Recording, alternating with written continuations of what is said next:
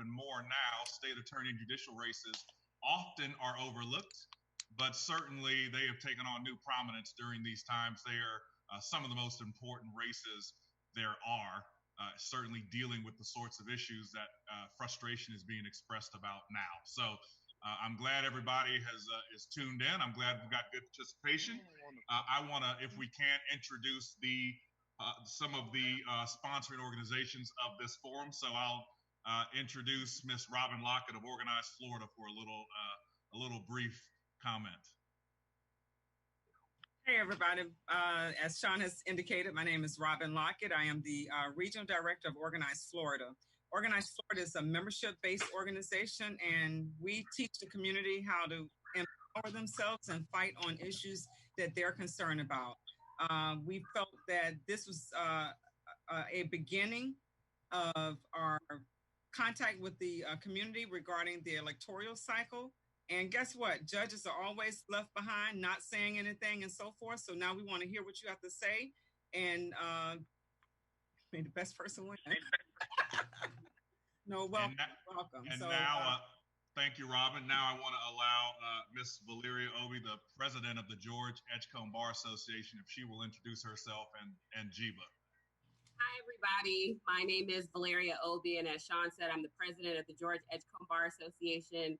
JIBA, as we're also known as, we are a professional development organization for Black attorneys, named after the first African-American judge in Hillsborough County. And so in addition to assisting our attorneys with their development and as they go on with their legal careers, we also love to participate in different community programs.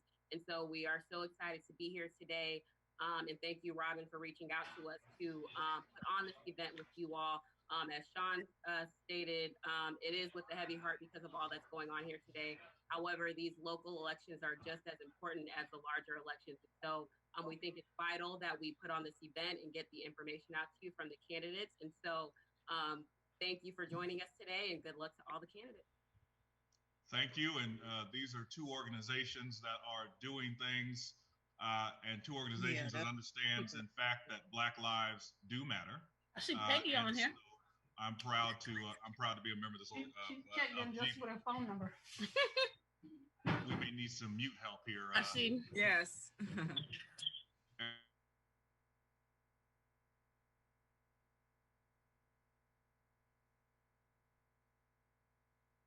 Opening, you will then have 1.5 minutes to answer the question.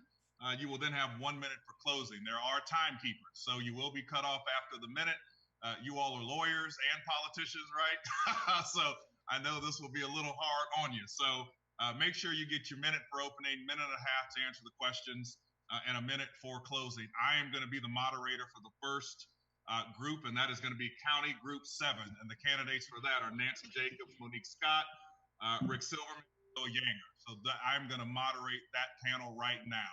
And so let's make sure we got the timekeeper all set up. And as I said, I want to tell you again, so you're ready, a minute to give introductions.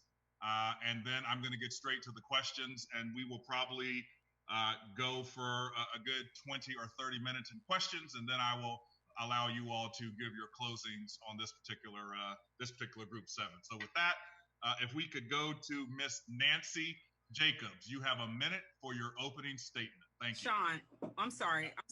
Just so we can count on my minute. No, this will not count on your minute. No. Okay, so the other candidates that are here, like Ciante Silverman and so forth, we're going to put you guys in a waiting room. Okay. Okay. You're going to they're going to be taken out of here and put somewhere else. Yes. Okay.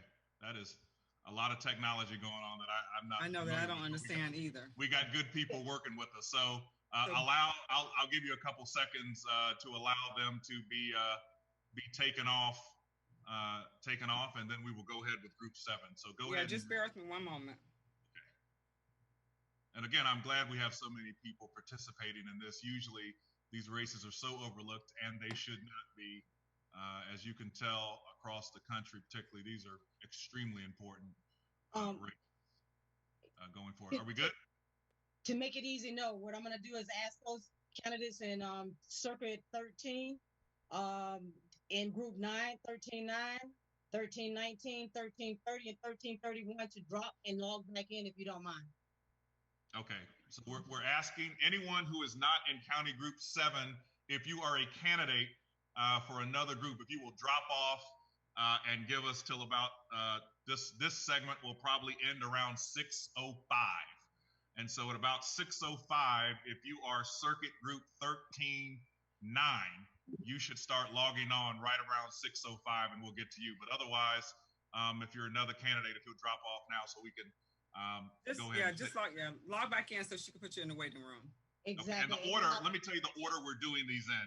County Group 7, Circuit Group 13-9, Circuit Judge 13-19, Circuit Judge 13-30, Circuit Judge 13-31. And so this one is going to take about 30 minutes because there's 4 candidates. Group 13-9 will probably take about 15 minutes because there's 2 candidates. Group 13-19 will take about 15 minutes because there's 2 candidates. 13-30 will take about 15 minutes because there's 2 candidates. And 13-31 will take slightly longer, maybe 20 minutes because there's 3 candidates. So kind of govern yourself accordingly there. Here's the rough timeline I'm going to give you. And I just see Michael's still in there, Judge Michael. Yeah, so the candidates, just log off and log back in, and she's going to hold you in that place because you all received certain times that you were advised to sign in. And so she'll put you back in when you need to be on. So yes. We won't start without you. Don't worry. Can I ask a question? Can I ask? The question is, what's going to happen when we're close to time? We had another forum, and there was just something annoying that like showed up on the screen, and we weren't really sure how long we had after that, and everybody. Okay, I don't. How's the timekeeping going to work, Robin? When are they just going to get cut off, or is there something that they know that time's close? My mic will be unmuted, and I'll let them know when it's halfway, and give them indication when their time is running out. Okay, sounds fair. And we are very aggressive with the timekeeping. Anyone that knows me knows I will cut you off. So just for future reference, right? Representative Hart, you're on mute, Representative Hart, if you have a question. Oh yes. Okay. Okay. All right, Nancy Jacobs. Once that's not in this race, log off so we can get started. Okay, Nancy Jacobs, you have a minute for your opening. Go. Okay. I am Nancy Jacobs. I'm running for Hillsborough County Court Judge in Group 7. I moved to Tampa in 1985 after I graduated from University of Florida and University of Miami School of Law. Started my first job as an attorney at the state attorney's office, and I was there for about a decade.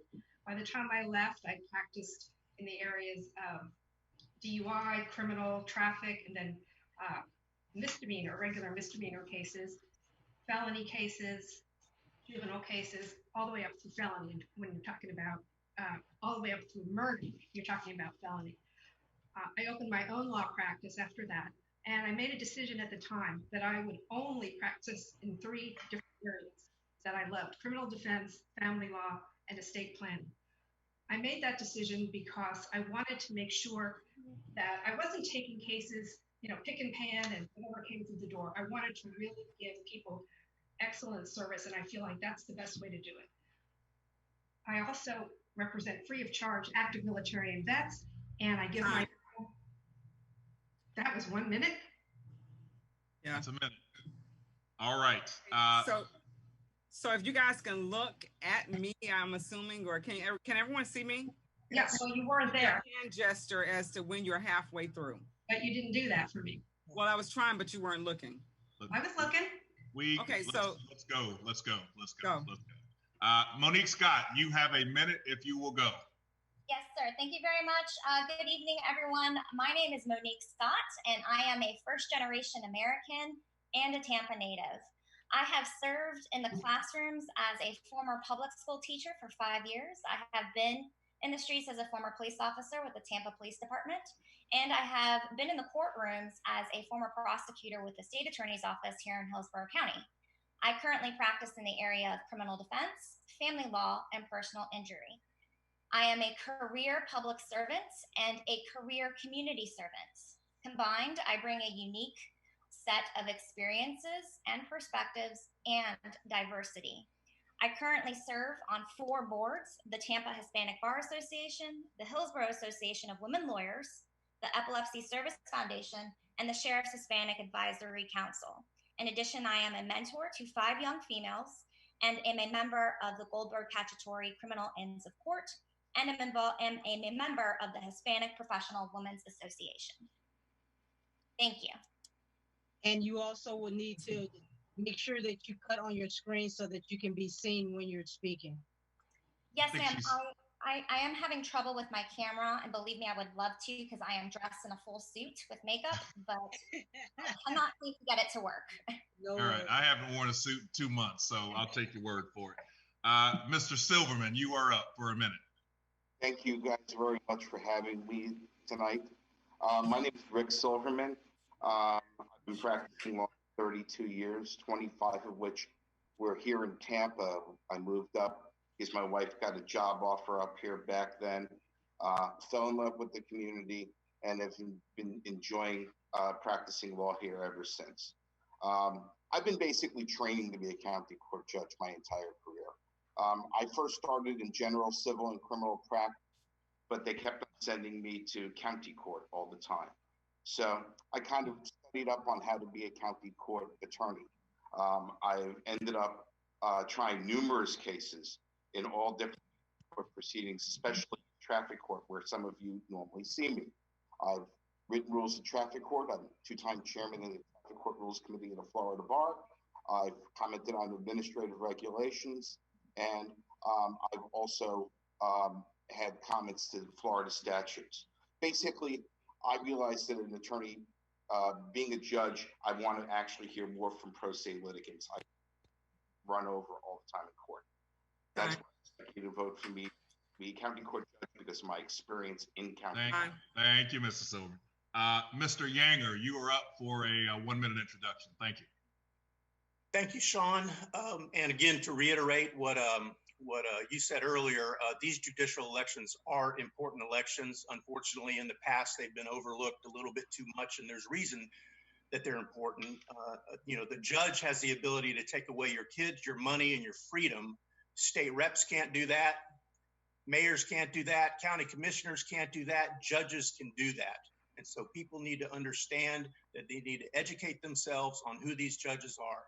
Since 1986, I've been walking into courtrooms all over the state of Florida, thousands of courtrooms.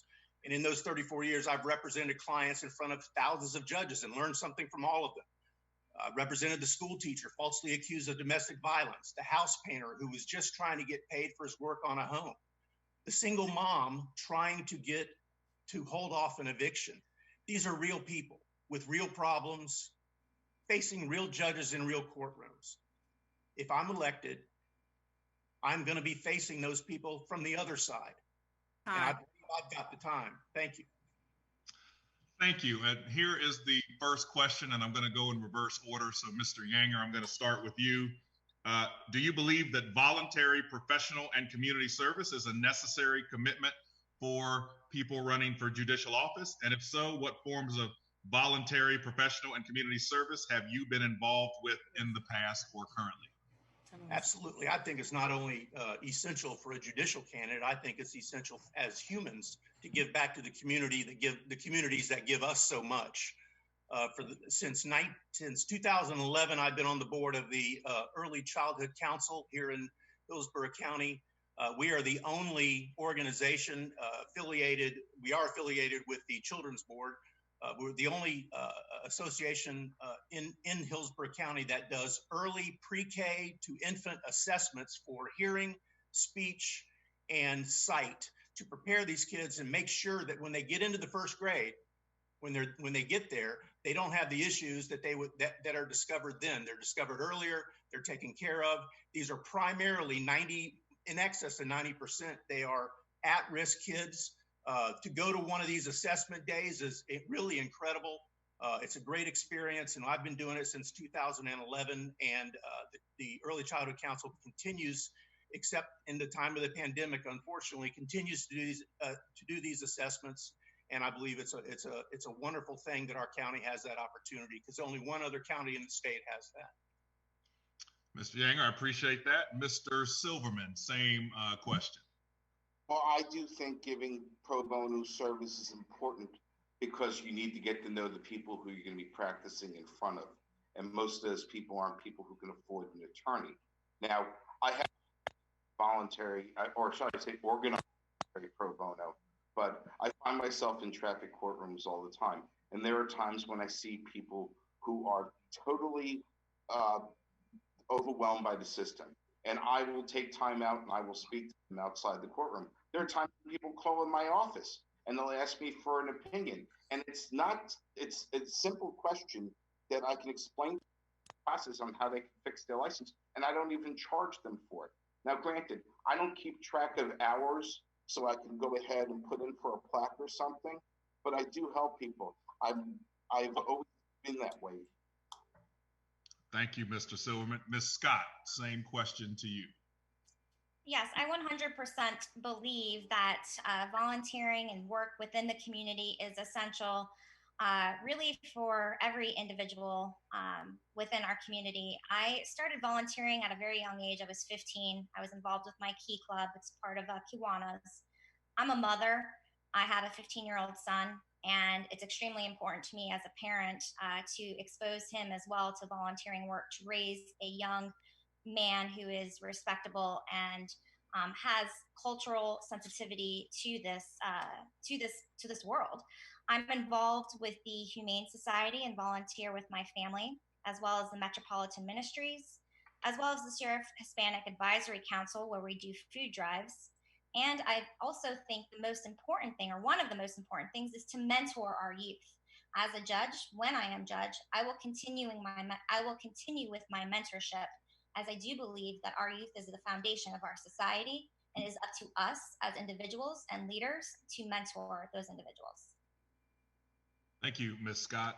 Ms. Jacobs, you're up. Hi. As I mentioned in my introduction, I spend quite a bit of time doing pro bono free legal work for active military and vets, and I'm passionate about animal welfare and rescue. I've been a volunteer for the Humane Society for years. I've rescued my own animals and also putting other people in touch with rescues. I've been involved in the school system, youth sports, Girl Scouts. I was on the board of the Epilepsy Foundation of West Central Florida, as that was an issue in my own family. I am a member of alumni board. I've done pro bono work with Legal Aid or Bay Area Legal. And I have several other areas that I've been involved in. You can go to my website and learn more about that.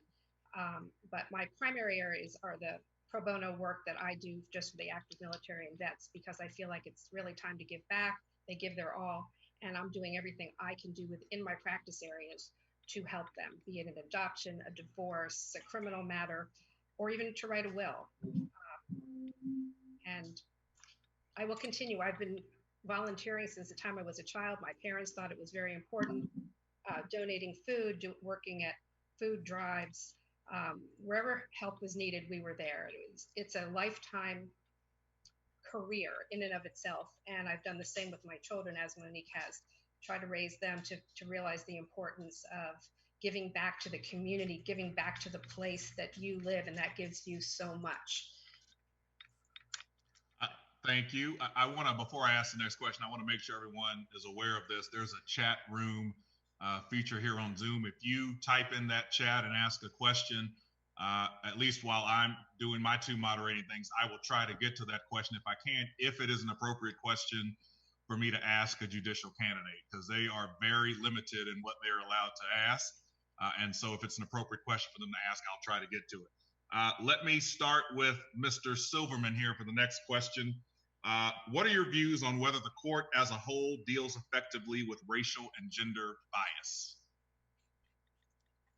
You know, I can just go for the lame question and say that judges try to look at things unbiased matter, but we are basically a sum of our life experience. And you have to understand that a lot of us are constrained by Canon 7. Can't really go too much into a political stance, but I can tell you this. I've dealt with people of all different backgrounds in my career. I represent all people. And I believe that they all need to be treated the same way. Now, have I seen injustice? Yes, I have. Do I think that I'm going to build on it and do better? Absolutely. You can ask my clients. You can ask people who've seen me practice in court. Basically, all I can tell you is we have the law that's in front of us. We have to interpret it. We have to apply the facts, and we have to rule accordingly. And we can take into consideration people's backgrounds when it comes to sentencing if there's an appropriate. But the bottom line is, do I feel that there is, to say that people aren't affected by it is unfair to say, but I would endeavor, you can see my record and you can see my background on that. Thank you, Mr. Silverman. Mr. Yanger, same question. Yes, Sean. We've looked at this several times over the course of my career, and the phrase implicit bias is really what we're talking about here. And it was first coined in the 90s in a Harvard research study. It refers to the attitudes and the stereotypes that affect our understanding and our decision making unconsciously. We don't even know that it's happening. We do not know that we hold these biases, but they're pervasive. Everybody has them. Everybody on this screen right here has implicit biases of one form or another. And a judge must double, triple his efforts to make sure that those implicit biases are neutralized. And that is perhaps the most important part of the job, the most essential part of the job. And really importantly, often these biases do not match what they publicly state. What we may say out loud, these biases don't match that.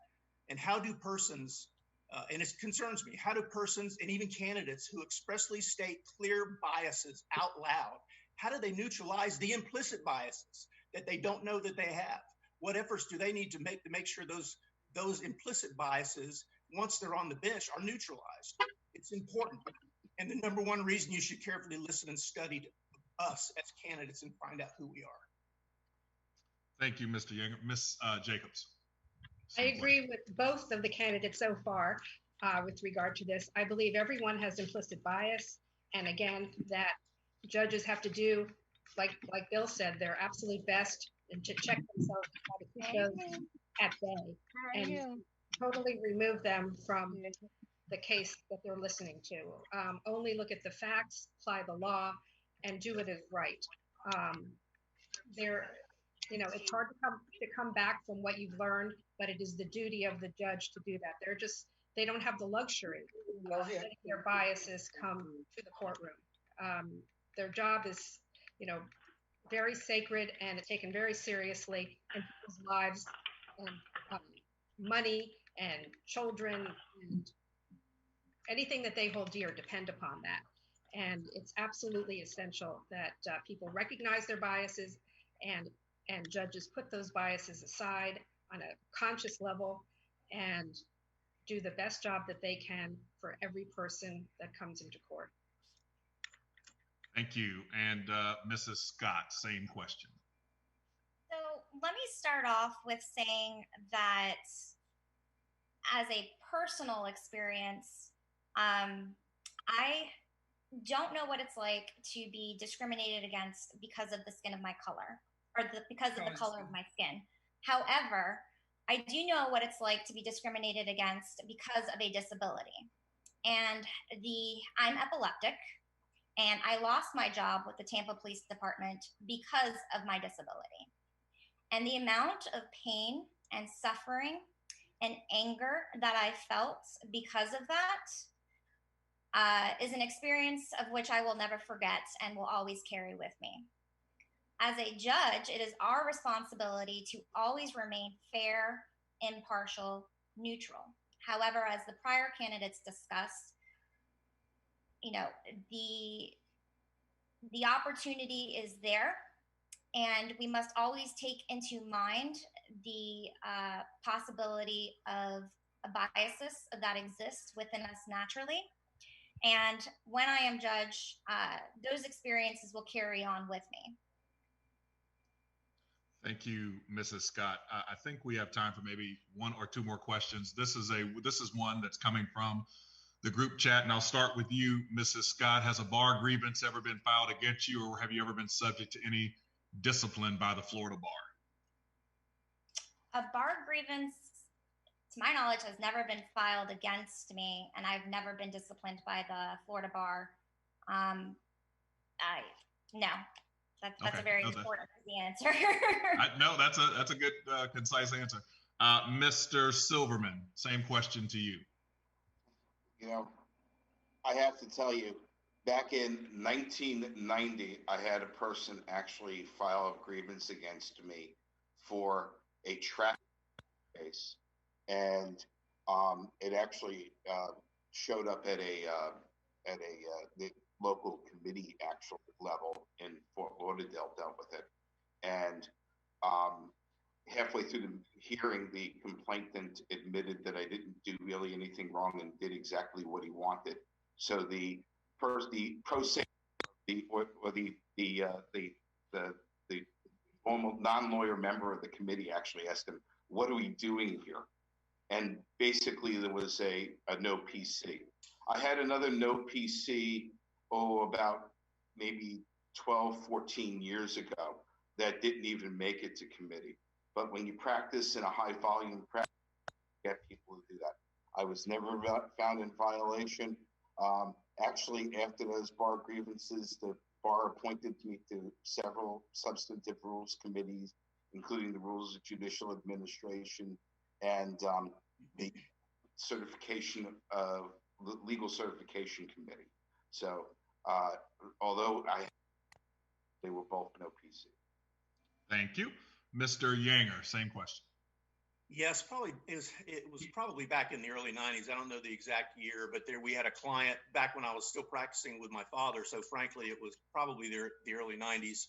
We had a client who was dissatisfied with a result, which, and Sean, I know you practice, is not uncommon. Unfortunately, if you do this 34 years, you're going to have people that aren't happy with the results they get, and he filed a bar grievance against my father and myself, and which was summarily, it was I think after the initial written letters back and forth to the bar, it was summarily dismissed. Thank you, Mr. Yanger. Ms. Jacobs, same question. Yes, I've been practicing for about 35 years as well, and I've had one grievance filed, and it was filed by the opposing party in a divorce case, and he apparently did not like the fact. It happened right after I had ended a vigorous cross-examination of him, which in fact did not go his way, and it really irritated him, and he filed a grievance against me basically for embarrassing him. Again, we did the letters exchanged with the Florida Bar, and it was summarily dismissed as well. Nope. I appreciate that. We are now, I think, done with the questions, and so we're going to allow you to get to your closing comments now, and we'll go try to go in reverse order from how we did our opening. So I'll start with you, Mr. Yanger. A minute for your closing statement here. Thank you, Sean.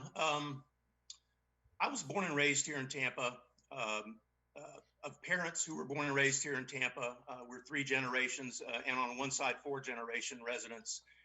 And I've practiced law for 34 years. Things that happened in my life led me to a couple of clarifying moments that I made a decision that I needed to give back to this community. And I know there's a lot of people that say, "Oh, I need to give back to the community. I want to give back because they get me." But this is an honest assessment. I thought about it a long time, and I thought, based on my 34 years and really digging in deep in this community, really throughout Hillsborough County, that I needed to take my skills and become a judge, give back, mentor young judges, give back to the community.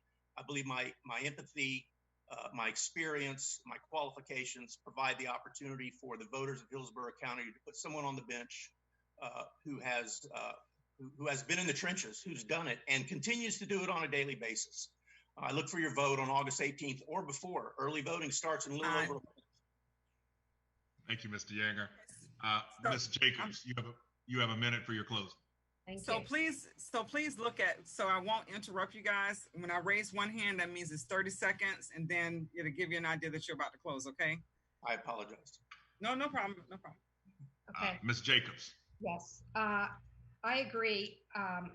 Life experience is probably just as important as legal experience when it comes to county court. County court's the people's court. In my own lifetime, I've had the experience of being a mom. I'm a proud mom of 3 grown children who've all gone to school in Hillsborough County, raised in Hillsborough County, and went to public school here and out for public university as well. I've also experienced the issues within the family of alcoholism, drug abuse, mental health issues, including suicide, and the medical condition of epilepsy. All of these issues made me more compassionate and patient, as well as really understanding the people that would come into county court. Everybody's got something. Everybody comes with baggage. And having had my own baggage and dealt with that within my family, I'm able to be a better judge, to be able to understand, see the forest for the trees, realize that people make mistakes sometimes, and understand when to really impose the judicial gavel, and when to just help that person out, hopefully get them services in the community if necessary. And I ask for your vote on August 18th or before. Vote Nancy Jacobs. Judge. Thank you, Ms. Jacobs. Ms. Scott, if you will give your closing. Yes. So one of the things I often hear is when I tell people I'm running for judge is, man, you look way too young to be running. My response is this: I am a mother and a wife and a sister and a daughter. My entire life has been adversity and challenge. And historically in this profession, and historically with judges who are predominantly white, older males, a lot of people think that they're entitled to this position because of simply the number of years of which they practice. I challenge you to find individuals who have quality of practice. I have first chaired over 60 jury trials and over 100 bench trials. I will bring a diversity to the bench. I will bring a unique set of experience and perspectives to the bench. I am Hispanic. I am female. I have a disability. I am a mother to a 15-year-old. I am a Tampa native. Please remember to vote Monique Scott, and let's bring diversity to the bench. Thank you. And we will end with Mr. Silverman, if you will give your closing, please. Thank you. Ms. Lockett, Mr. Shaw, Ms. Hart, thank you very much for having us here tonight. I appreciate to be before the George Edgecombe Bar Association. Look, all I can tell you is that I have lived county court pretty much my entire life. I am Mr. Traffic. I've also handled small claims matters. I've also handled domestic violence matters. I've also handled landlord-tenant matters. I've handled basically the skill set there is for county court. I've been well trained to do this. It's nice to be, a young person and have in front of you and to be vibrant and have a full, fruitful background. But there's got to be some place for somebody who has experience, who knows the law. For a change, let's have a judge that we can go before that actually has been there. Okay? I'm going to ask you to look for my website, voteforricky.com. Thank you very much. Thank you, Mr. Silverman, and thank you all the candidates for County Court Group 7. We appreciate that. That was very informative. I know everybody on here got to hear some good things, so we appreciate that, and we will be moving on. But before that, we're going to take a very short commercial break here, and then when we come back, we'll be coming back with Circuit Group 13-9, and we'll have a new moderator, and I'll let him talk about how wonderful he is himself. Even though he's a good guy and I like him. So we'll come back with Mr. Norman Harris, but a short break and then Mr. Harris. Thank you. The Storks are bringing me a baby brother. We can do this together. All right, let's go. Storks know how to keep kids safe. Do you? What? Oh my gosh, you don't know. I know. You don't?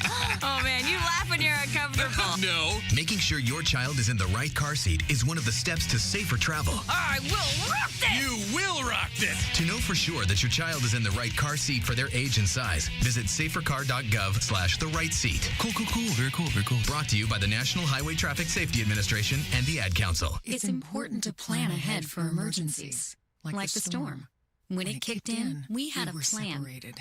We were able to get in touch with each other in no time. Idea how to find each other. The whole experience was the most frightening 10 hours of my life. If there's one piece of advice I'd offer other moms out there, it's to stay calm and keep to the plan. Message. Some parents plan ahead, some don't.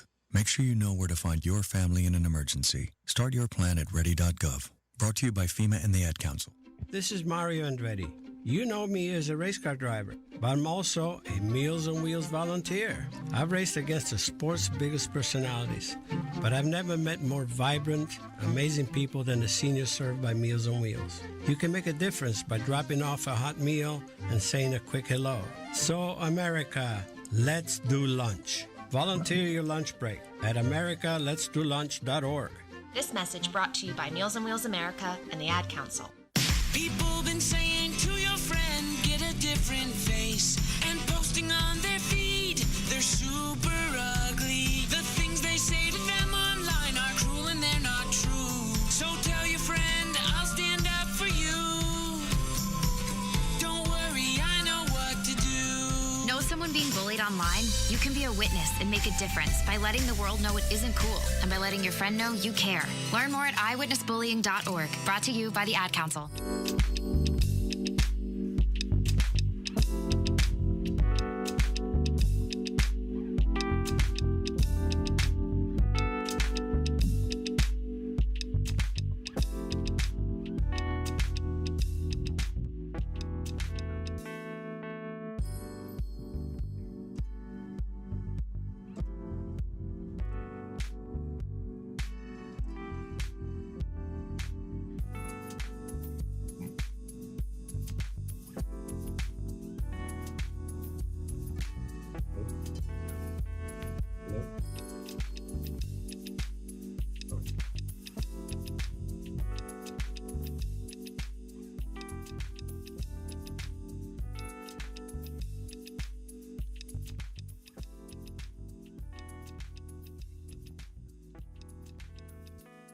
So good evening, everyone. Could you see me? Could you hear me? Are we back? Yes, sir. Good evening. All right, good evening. My name is Norman Harris. I like to consider myself a community servant. I have been blessed, honored, and humbled to express service in a couple of capacities as lawyer, as ordained clergy, as a musician, and as one that's just been involved in a number of community organizations, with a number of community organizations. So, and I'm very pleased to be here tonight. As we all know, we're living in perilous times and a time of crisis and chaos, but I'm very grateful to each of you who has made the decision that you would not allow such times distract you from other things that are important, such as to the candidates being a part of this forum, and to you, the audience, for being here to learn the judicial candidates so that you can make informed decisions with voting. Moving right along here, we are with Group 1319, and we have two judicial candidates, Kelly Ayers, and I hope I'm pronouncing that last name correctly. Is it Ayers? You got it just right. Yes. Great, yes. great. And Mr. John Cafino. And this is how we're going to do it. Each of you will be asked to do an opening and will be provided a minute. Ms. Robin Lockett is the timekeeper, and make sure you pay attention to her. She will give you a warning at 30 seconds and tell you when your time is up. That will be followed by some questions. I have some questions that I would ask, and we will entertain questions from the community as well. And we will ask as many questions that we are allowed to ask within the time frame we've given, which is roughly about 20 minutes. So we'll move right to it, and we'll start with you, Ms. Ayers, with your 1 minute introduction. Thank you. So I'm Kelly Ayers. Thank you so much for having me. I am a native from Tampa. We are 3 generations. I have 3 adult children. I am married to a retired veteran. He retired as a senior master first sergeant from the Air Force. I decided to run for judge because this was the first time in a long time that there are many vacancies. I am in court every single day, usually several times a day, and I travel all over the state of Florida. And I know, I can attest to you guys, Hillsborough County has a wonderful judicial system. So I want to make sure that that integrity stays in place. We are losing some wonderful judges.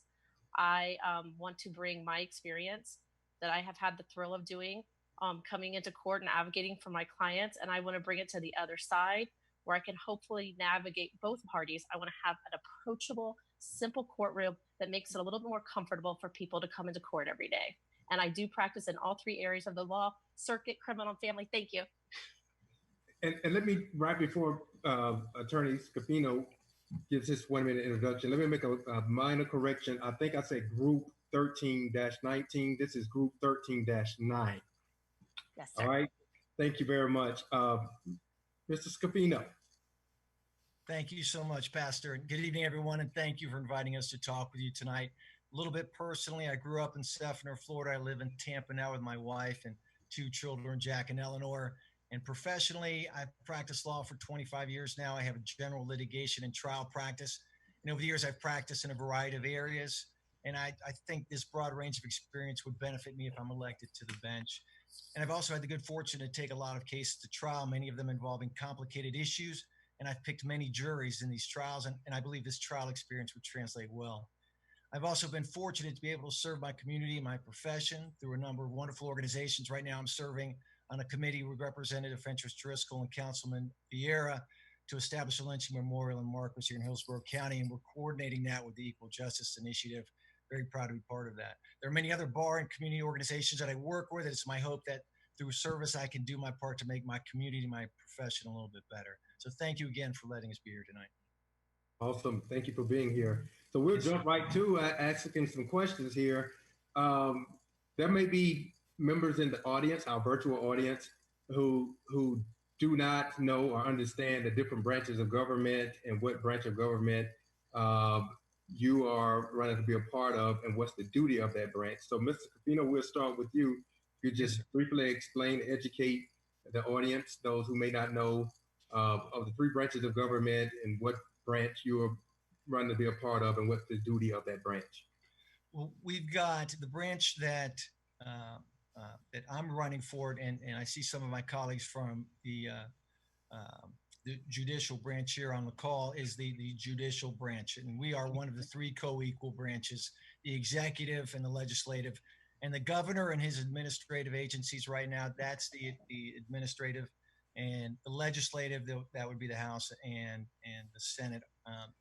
And for us, the judicial branch, our obligation really is to preserve the republic and liberties, to keep the check on the powers of government. So we are, in some instances, some see our role they're trying to diminish the role of the judiciary. We need to push back on that. We got to remind people that we are a co-equal branch of government.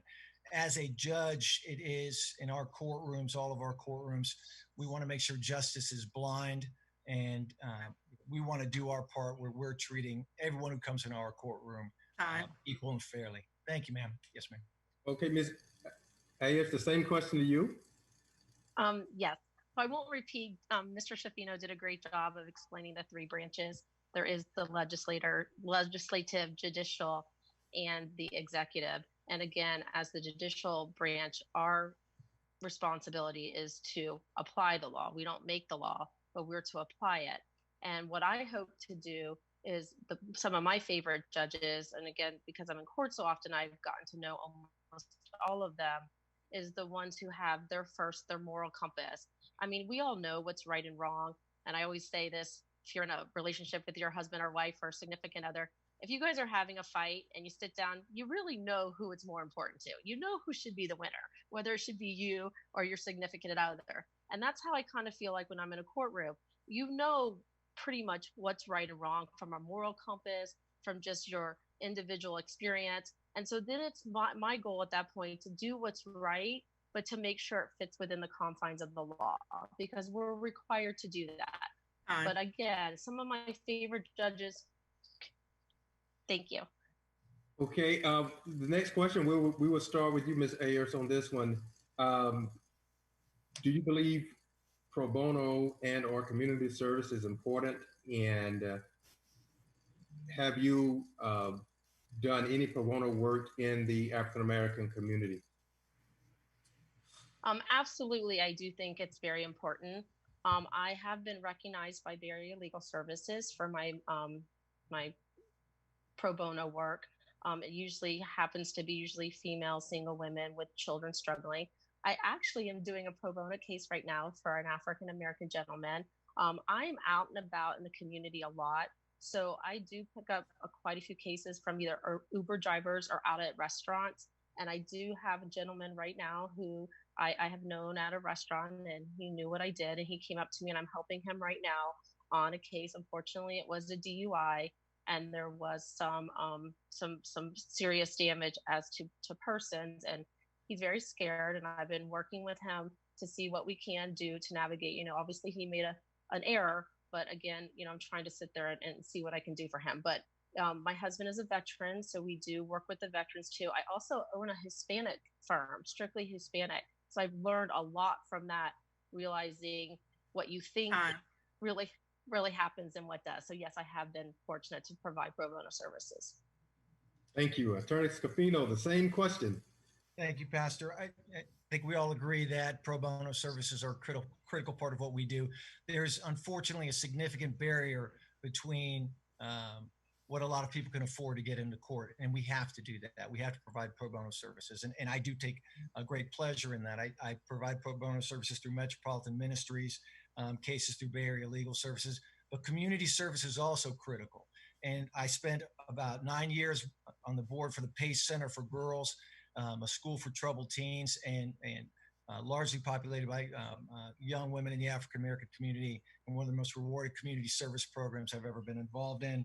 And I also, almost monthly, I read at elementary schools and underserved communities in our collective community. So yes, I think it should be an important consideration for anyone running for judge and anybody who's serving as a judge.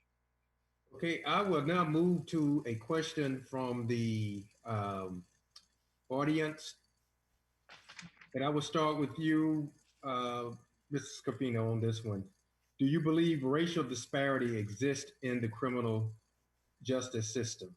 And if no, why not? If yes, is there anything that you could do as a judge to address this issue?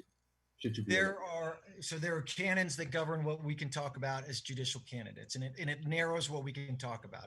And we can't talk about issues that might come before the court, right? But with that said, there's undeniable data where there are the Black and brown community is overrepresented in our jails. It's just a fact, and the data is undeniable.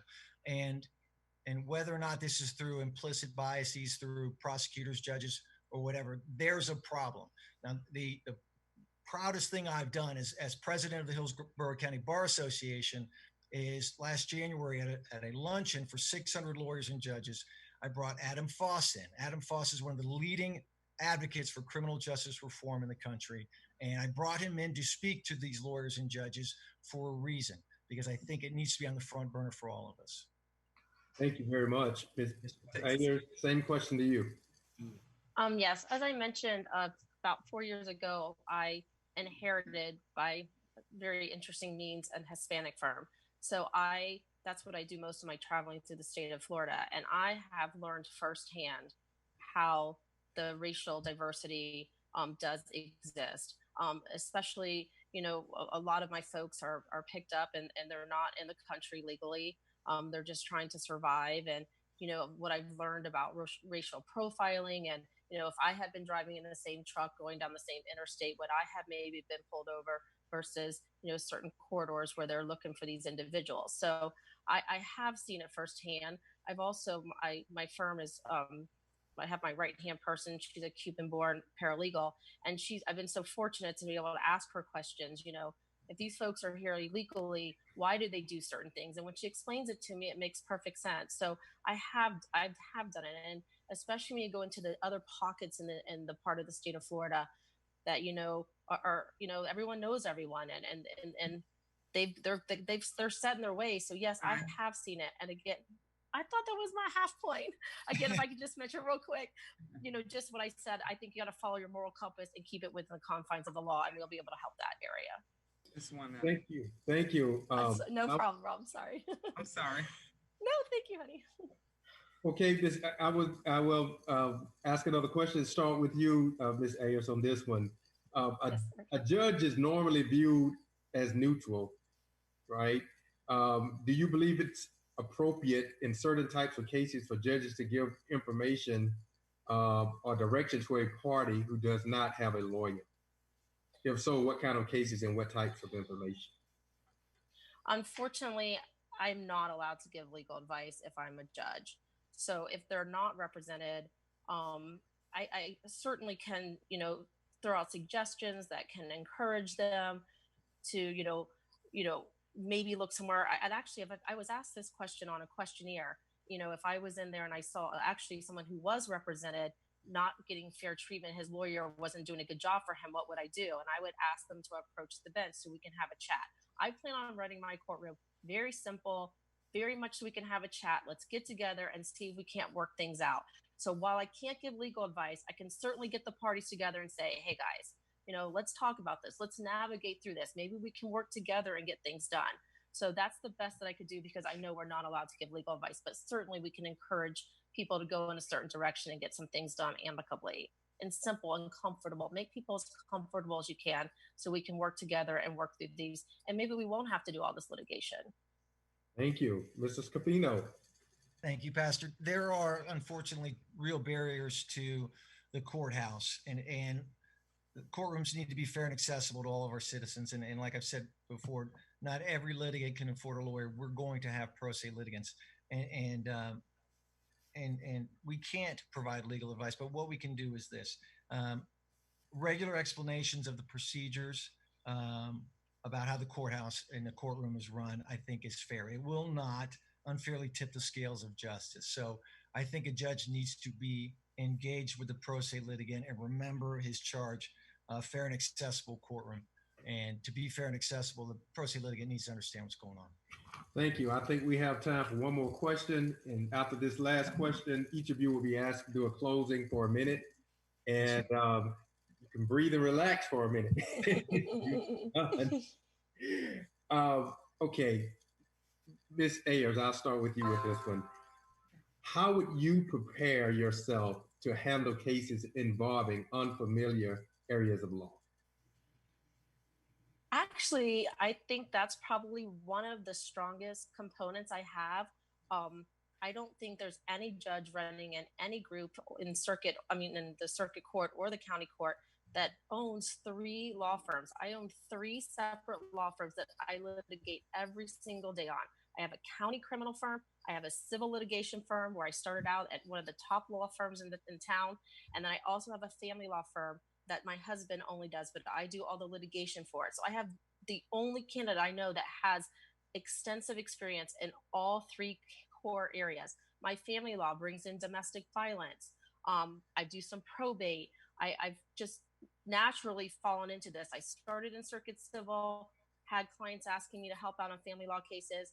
And then when my husband only did family law as a second career lawyer, I started handling that with him. And then again, I told you I accomplished and acquired this criminal firm. So again, I don't think that's going to be difficult for me at all, because I literally am in court every single day, several times a day, dealing with all 3 areas of law. I'll be in criminal court in St. Pete tomorrow at 8:30.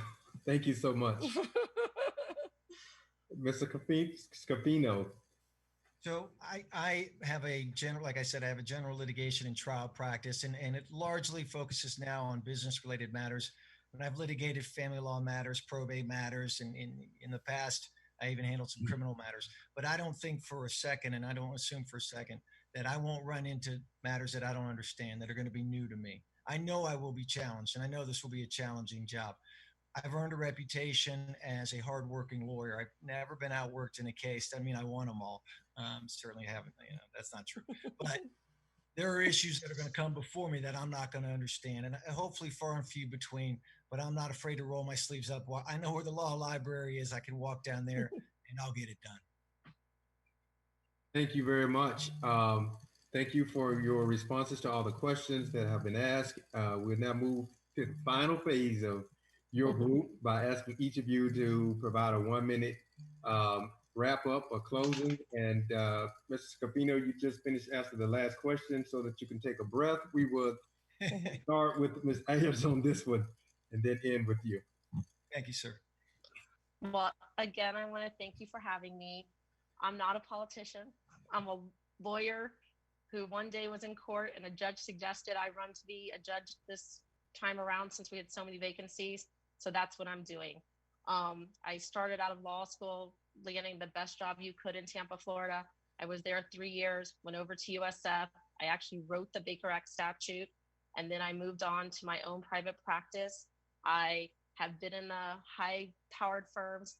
I get in the trenches. I take the trash out every day with my people who work with me. I get my hands dirty.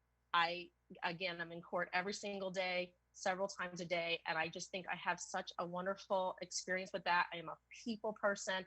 And my goal as a judge is to make it simple, keep things clean, not having to spend a lot of money. And let's get into the courtrooms, get done. And hopefully I can get the folks to get together and work through some things. So it's not a scary place. It's a simple place and somewhere where we can get some things done without everybody feeling really not so good when they leave my courtroom. And my JA will answer the phone and talk to you anytime you call her, I promise, or email you back. I'm going to be accessible. All right, Mr. Scapino, you're up. Thank you, Pastor.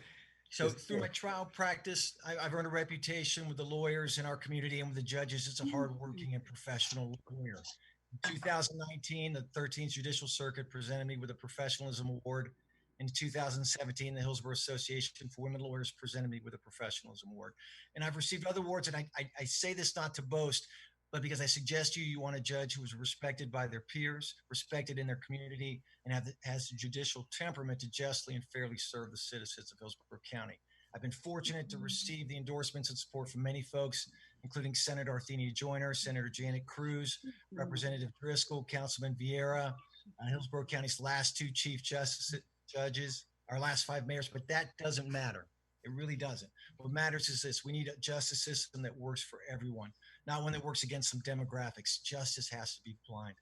So if elected, I promise you this: everyone, no matter where they come from, who they know, or how much money they have, they will be treated equally and fairly in my courtroom. So thank you again for the time. August 18th is the election day. Thank you very much. Yes, sir. Well, ladies and gentlemen, we thank you for tuning in. We're going to take a brief break and come back with Group 13-19, and Attorney Sean Shaw will be back up for moderating this group. We'll be right back. Thank you so much. You're welcome. Thank you.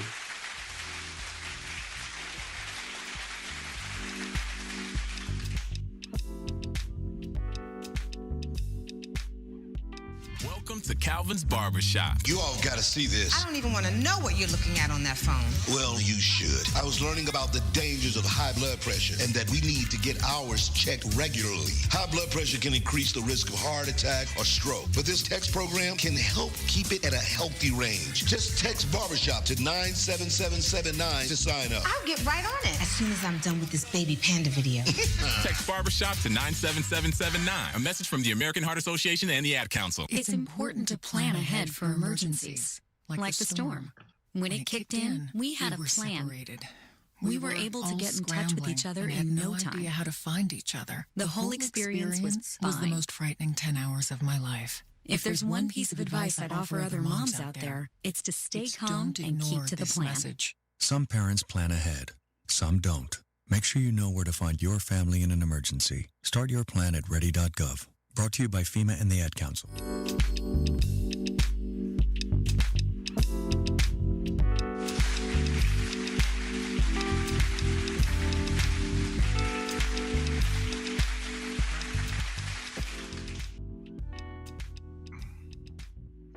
Hello, everybody.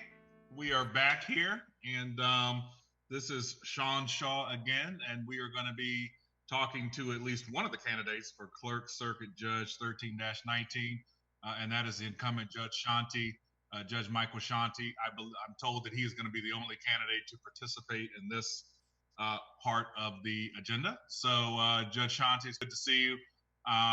You can go ahead and start with your 1 minute introduction, if you will, and we'll get to questions after that. I can't hear you, Judge.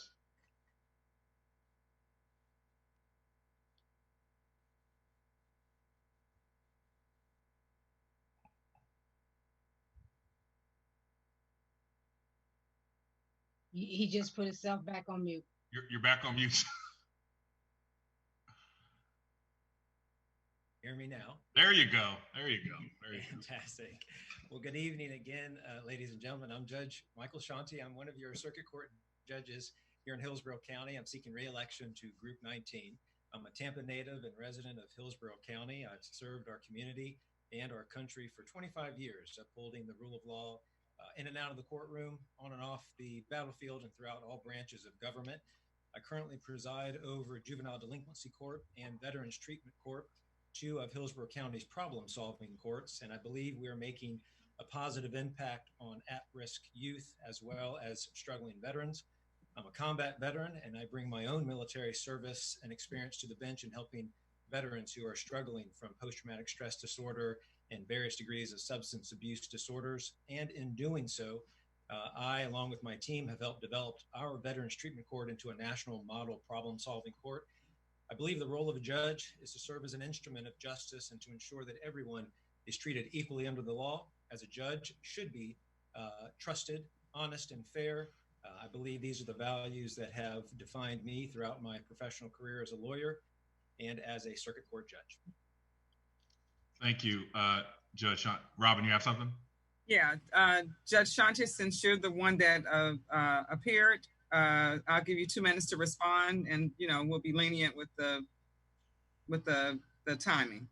Yes, ma'am. Yeah, wow, I wasn't going to give you that, but there you go. Judge, considering your background, I'm interested in your answer to this question. What I learned in school was that we had 3 equal branches of government, but certainly these days there are some that believe explicitly and outwardly that the judicial branch should not be equal to the other 2 and should be the weakest branch of government that we have. I'd be interested in your thoughts on the equality of the various branches and what you think the power of the judicial branch is specifically. Thank you, Sean, for that question. I come from a unique perspective on that answer because over those 25 years of experience in the legal profession, I've served in every branch. I was the former state representative for District 58, serving in the legislature. I then served under President Obama as a presidentially appointed executive member of his administration. So I've seen how the executive branch works most effectively and how it may not work as effectively. Likewise, I have seen the legislative branch serve its people. I've been a part of trying to fight for issues that are of most concern for my constituents.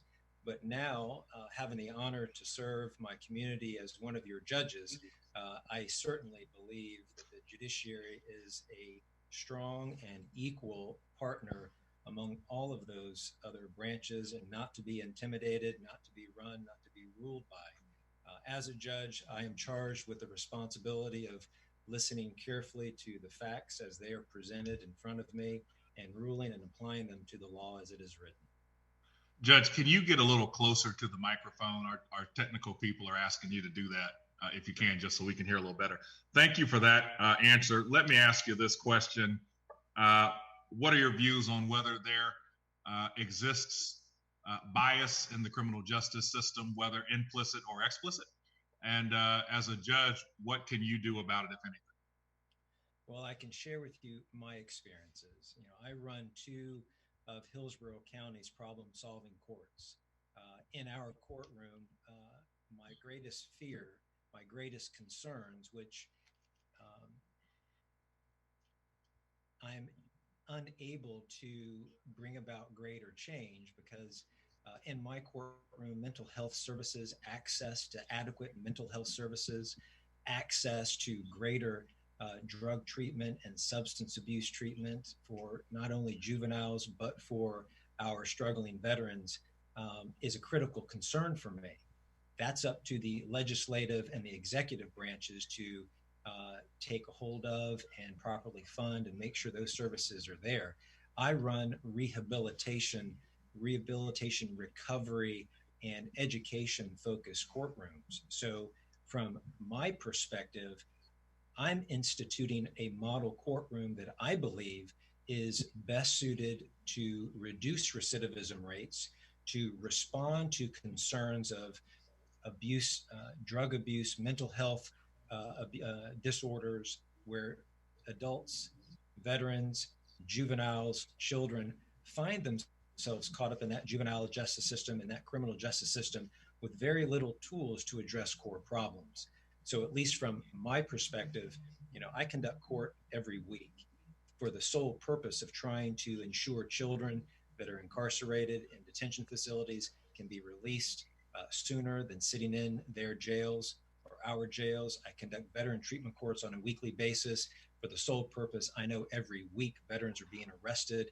I want to get them out of jail, because in jail is not where they're getting the treatment. In the detention facilities is not where the children are getting their treatment. They're getting their treatment through policies, through programs, through orders that I implement to try to help them deal with their struggles.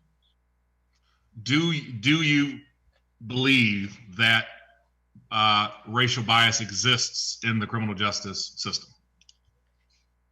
It's a broad question. I can share with you that in my courtroom, there is no racial bias. There's no race doesn't even come up. I see the children that are of all colors. They run the spectrum. I don't evaluate the rulings that I make, the rehabilitative plans that we develop for our veterans based on the color of one's skin or the origins of where our veterans have been or where these children have been. As I indicated earlier, I just listen to their stories. I listen to their parents for the children's. I listen to interested parties for our adults. We try to fashion rehabilitative plans for them. So in my courtroom, I don't see it. I ensure that that's not become an issue in my courtroom. Now, for courtrooms beyond, my two courtrooms, I can't speak to that because it's something that I certainly wouldn't tolerate. I can only control what happens in my courtroom. I know when I served in the other branches of government, as you may know from our history, we fight for those issues that are important for us, for the equality, for the disparities that we see. But as a judge, I'm no longer in that position to advocate political philosophies or political issues, but I can ensure that justice is meted out fairly and that justice is blind in my courtroom so that there aren't any racial disparities in my courtroom. Thank you, Judge. Can you enlighten us a little bit about your voluntary community service, professional organizations you may belong to outside of being on the bench? Absolutely. So I've served 20 plus years in the United States Army. I'm currently serving in the Army, and I've had multiple combat tours of duty, and I am a disabled veteran. So I focus my efforts, my volunteer efforts, with our local and regional disabled American veterans, our American Legions, our VFWs. My focus has really been trying to assist our veterans who are homeless, whether in the courtroom or outside of the courtroom. It's really been something I've done my entire professional adult career since I've been in the military. It's an issue that has plagued many of our veterans, whether they are currently in and struggling with addictions. As a judge advocate, that's part of my role as well, to provide legal counsel for some of our veterans who are struggling with mental health and substance use disorders. And as a member of our community, whether in the legislature or now as a judge, trying to combat those very same problems that veterans are facing, just attacking it from a different perspective. But much of that has been through volunteer work, leading myself up to the bench. So in the last 4 or 5 years that I've served on the bench, you would know we're not allowed to engage in community, or rather pro bono type services. Community service is veteran based. Let me ask you, you made a statement, I think, about a judge being an instrument of justice in the community. I would ask you, talk about the human element of being a judge. Judges, we see them wearing robes. We see them in a courtroom behind a big bench. Talk about the human element of being a judge and how that might inform your decision-making process and what it means to be the human behind the robe, so to speak. Absolutely. So I'll answer the question by way of illustration, and that is Veterans Treatment Court. It's a labor of love for me as a combat veteran, as a soldier who has lost friends, as an individual who struggles with survivor's guilt. You know, there are times where when I'm presiding over Veterans Treatment Court and we are celebrating the graduation of a veteran, I come off the bench, oftentimes with tears in my eyes, but they're tears of joy, to celebrate the graduation of one of our veterans, kind of breaking down those barriers. So whether it's a robe, whether it's a bow tie, whether it's the bench, my whole intent in Veterans Treatment Court, as it is in juvenile delinquency, are to break those traditional barriers of I'm the judge and you're the litigant. You know, I try to step into roles of quasi-parents for the children, to try to help them, to try to provide guidance for these children, to give them hope. Yes, I am the judge that is presiding over your juvenile case, but I want to make sure you get your education. So the human element is not punishing them with community service, but it's rewarding them for community service if they get an A. Give you 5 hours of community service if you can earn an A in class. I'll give you 4 hours of community service if you can earn a B. So I'm trying to empower the parents and get the children on that human level to know that we care about their future. We care about them. They're not just a number, but they're a face, they're a hope, trying to instill hope in those children. I do the same for our veterans and try to relate my own combat experience, that I struggle. And if I can get through it, so too can you. And we're going to get through this together.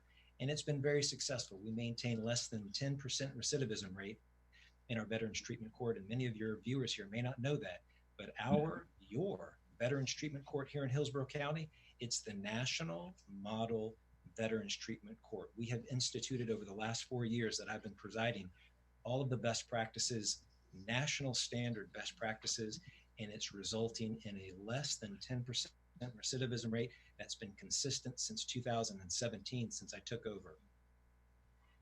Thank you for that, Judge Shanti. I'm going to ask one more question and then we'll go to the closing. This question was submitted to me by a listener, and it is, can you describe what type of community service you have done specifically in the African American community here in Tampa? Sure. So with our homeless population, it's our veterans. So within that, I don't look to any type of particular race or creed or ethnicity, but homeless population runs the spectrum. So by helping our veterans get them off the street, trying to provide stability and housing, whether it's through HUD-VASH, housing and urban development through the VA, whether it's providing temporary housing and temporary shelter through services that I oversee in Veterans Treatment Court, I'm helping all races, to include the African American community here. I work with my bailiff, Joe Redding, whose family runs a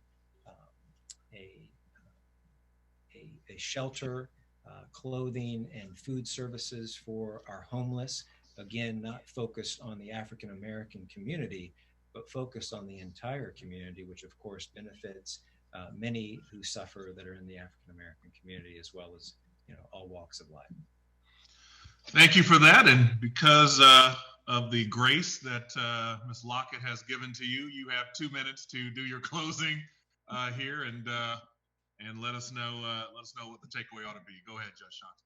Sure. Once again, ladies and gentlemen, making the decision who is going to serve as your judge or to give me the honor to continue serving as one of your circuit court judges is an awesome responsibility. I think the JIBA organization and the Florida organization for helping us get our message out and being able to answer your questions so that you can make the most informed decisions. There wasn't, Miss Lockett would know I was making sure that I was registered for this judicial forum because I didn't want to miss this opportunity to meet many of you and to have y'all have a chance to meet one of your circuit court judges. If I've made you proud, I would ask for your continued support.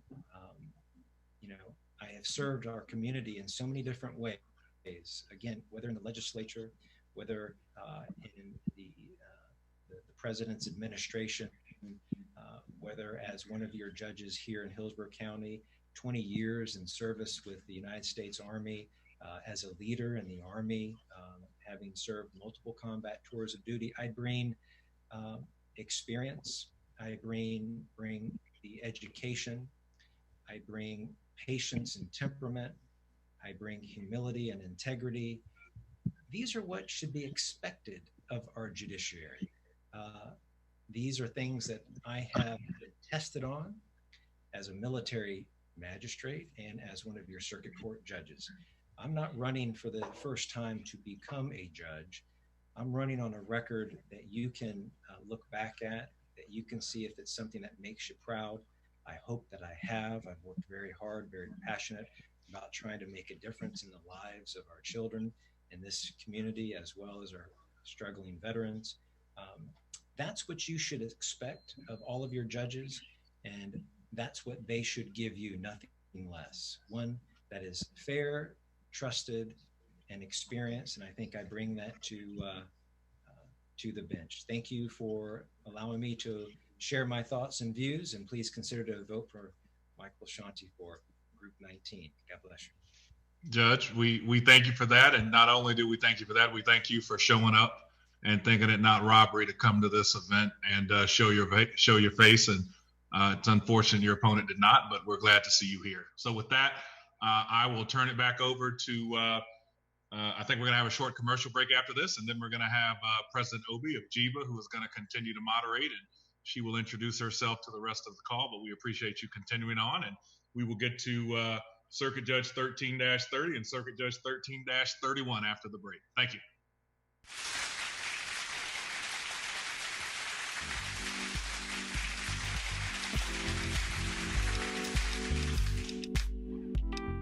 Hello, Kubo. What have you got planned for today? Come on, this way. Adventure can be found anywhere, but the best place to start is in the forest. It's the most powerful magic there is. Head outside to discover incredible animals. Wow. And beautiful plants that come together to create an unforgettable adventure.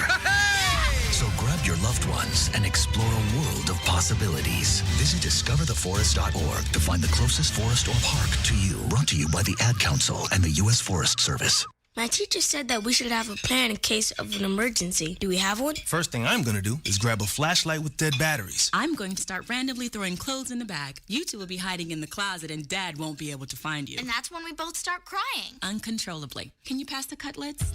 Winging it is not an emergency plan. Make sure your kids know what to do during an emergency, who to call, where to meet, what to pack. Search Ready Kids at nyc.gov or call 311. Brought to you by the New York City Office of Emergency Management and the Ad Council.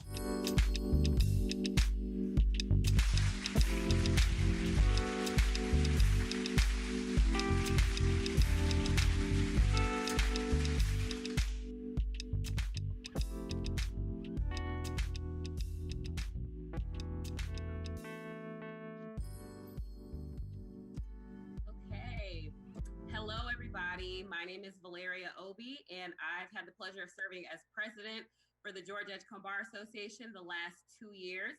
So we are going to go ahead and move forward with Circuit Judge Group 13-30.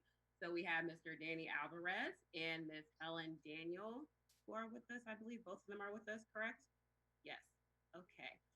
So how we're going to start this off is you guys are going to have 1 minute each for introductions, and then we're going to ask some questions. I have some questions for you, and then we're going to try and take some questions from the audience, and then you're going to have 1 minute for closing. So we will go ahead and get these intros started with Mr. Alvarez. So 1 minute. Hi, everybody. Danny Alvarez. It's a pleasure to be here. Thanks for having me, Robin. Thanks for coordinating. I appreciate you very, very much. It's a minute. So I'm a local attorney, been here for, been licensed for 12 years, practiced mostly in business law, bankruptcy, estate planning, personal injury, and some immigration law. I've been a member of the community since I got here in 2003, essentially. I was trying to fill that void of service after I got out of the Army, and I just dove into volunteer work and joining community councils and boards and stuff like that. I'm currently the the secretary of the Selman Highway, and that's a minute. But just to let you know, I'm really excited to be here, and I'm looking forward to your questions. Thank you. I did forget to mention Robin is keeping track of the time. Oh, I saw her. Okay. I saw you, Robin. Yeah, so make sure you pay attention to her so Yes, that she'll ma'am. kind of let you know when it's Yes, winding ma'am. down. So thank you, Mr. Alvarez. We will move on to Ms. Daniel. I'm sorry, just one moment.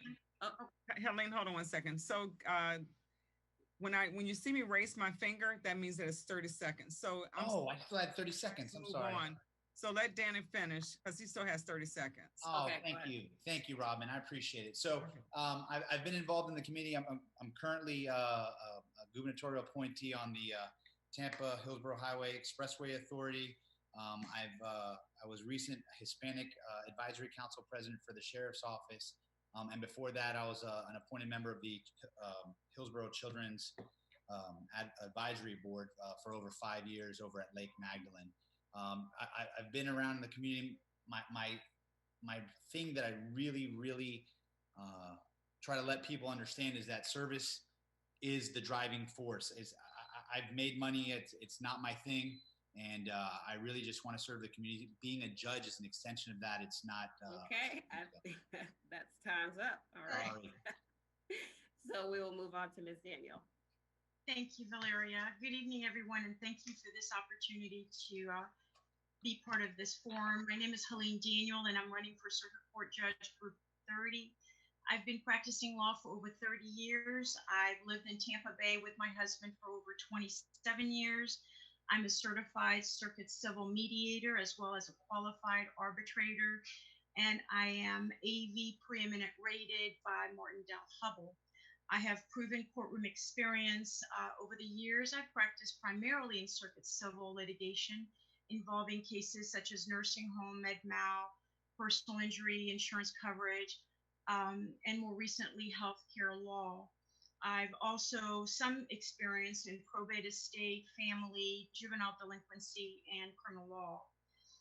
In addition to having tried many cases to verdict, I've handled hundreds of hearings, motion work, evidentiary hearing, depositions, and so I believe all of these things make me very qualified to serve on the bench.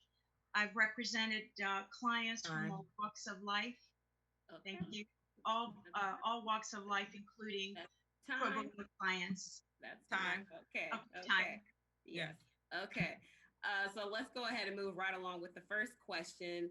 What are methods you would suggest for improving court procedures and efficiency? So we will start with you, Mr. Alvarez. I'm sorry, could you repeat it? I didn't hear your question. Sure. What are methods you would suggest for improving court procedures and efficiency?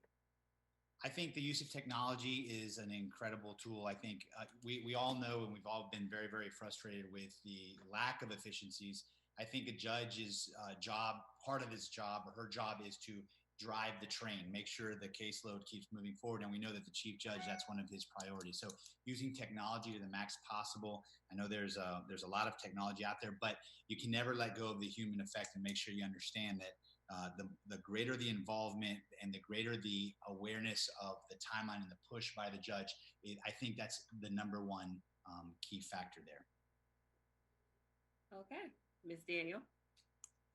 Thank you. So efficiency is a great thing, of course, but we always want to be very conscientious of access to courts for all, including those who are disenfranchised. So we want to be efficient. One way to be efficient would be for the court. Well, let me put it this way. When a judge is very prepared, and I know many judges who are, they're able to consolidate and look at their files, and they know that the same attorney or the same party will be attending multiple hearings, perhaps on the same case, perhaps on different cases on the same day. And one way to be efficient is to put all of these in the aggregate, have this one attorney try to handle as many of these cases at the same time, especially if all the parties are present. And that also economizes on the justice, judiciary resources, time, etc. So that's one way. Okay, thank you. Next question. What are your views on whether the court as a whole deals effectively with racial and gender bias? And we will start with Ms. Daniel on this one. How the courts deal with racial and... What are your views on whether the court as a whole deals effectively with racial and gender bias? Well, as an immigrant myself, I came to America when I was almost 13 years old. I have certainly seen and experienced a certain amount of prejudice in the courtrooms when I have walked in with a few pro bono clients. They are treated differently if I'm standing there versus if they're by themselves. So I think we have to be ever vigilant to ensure that everyone has fair access to the courts, are treated with dignity and respect, regardless of their social and economic, cultural background, gender, color. It should not matter. Everybody should be heard, and courts, particularly judges, have to be respectful and give everyone, including pro bono clients and pro se clients, forgive me, pro ses, the time to be heard fully. Okay, thank you. Mr. Alvarez. The question is one of whether the courts handle racial bias well, or is there racial bias? Just what are your views on whether the court as a whole deals effectively with it? Look, this is a very, very real issue. To think that there isn't a racial bias in every single individual would be like imagining that the world is still flat. Anyone who thinks differently than that, that's a whole different conversation. So that has to enter the courtroom, because a courtroom is run by human beings, and we understand that.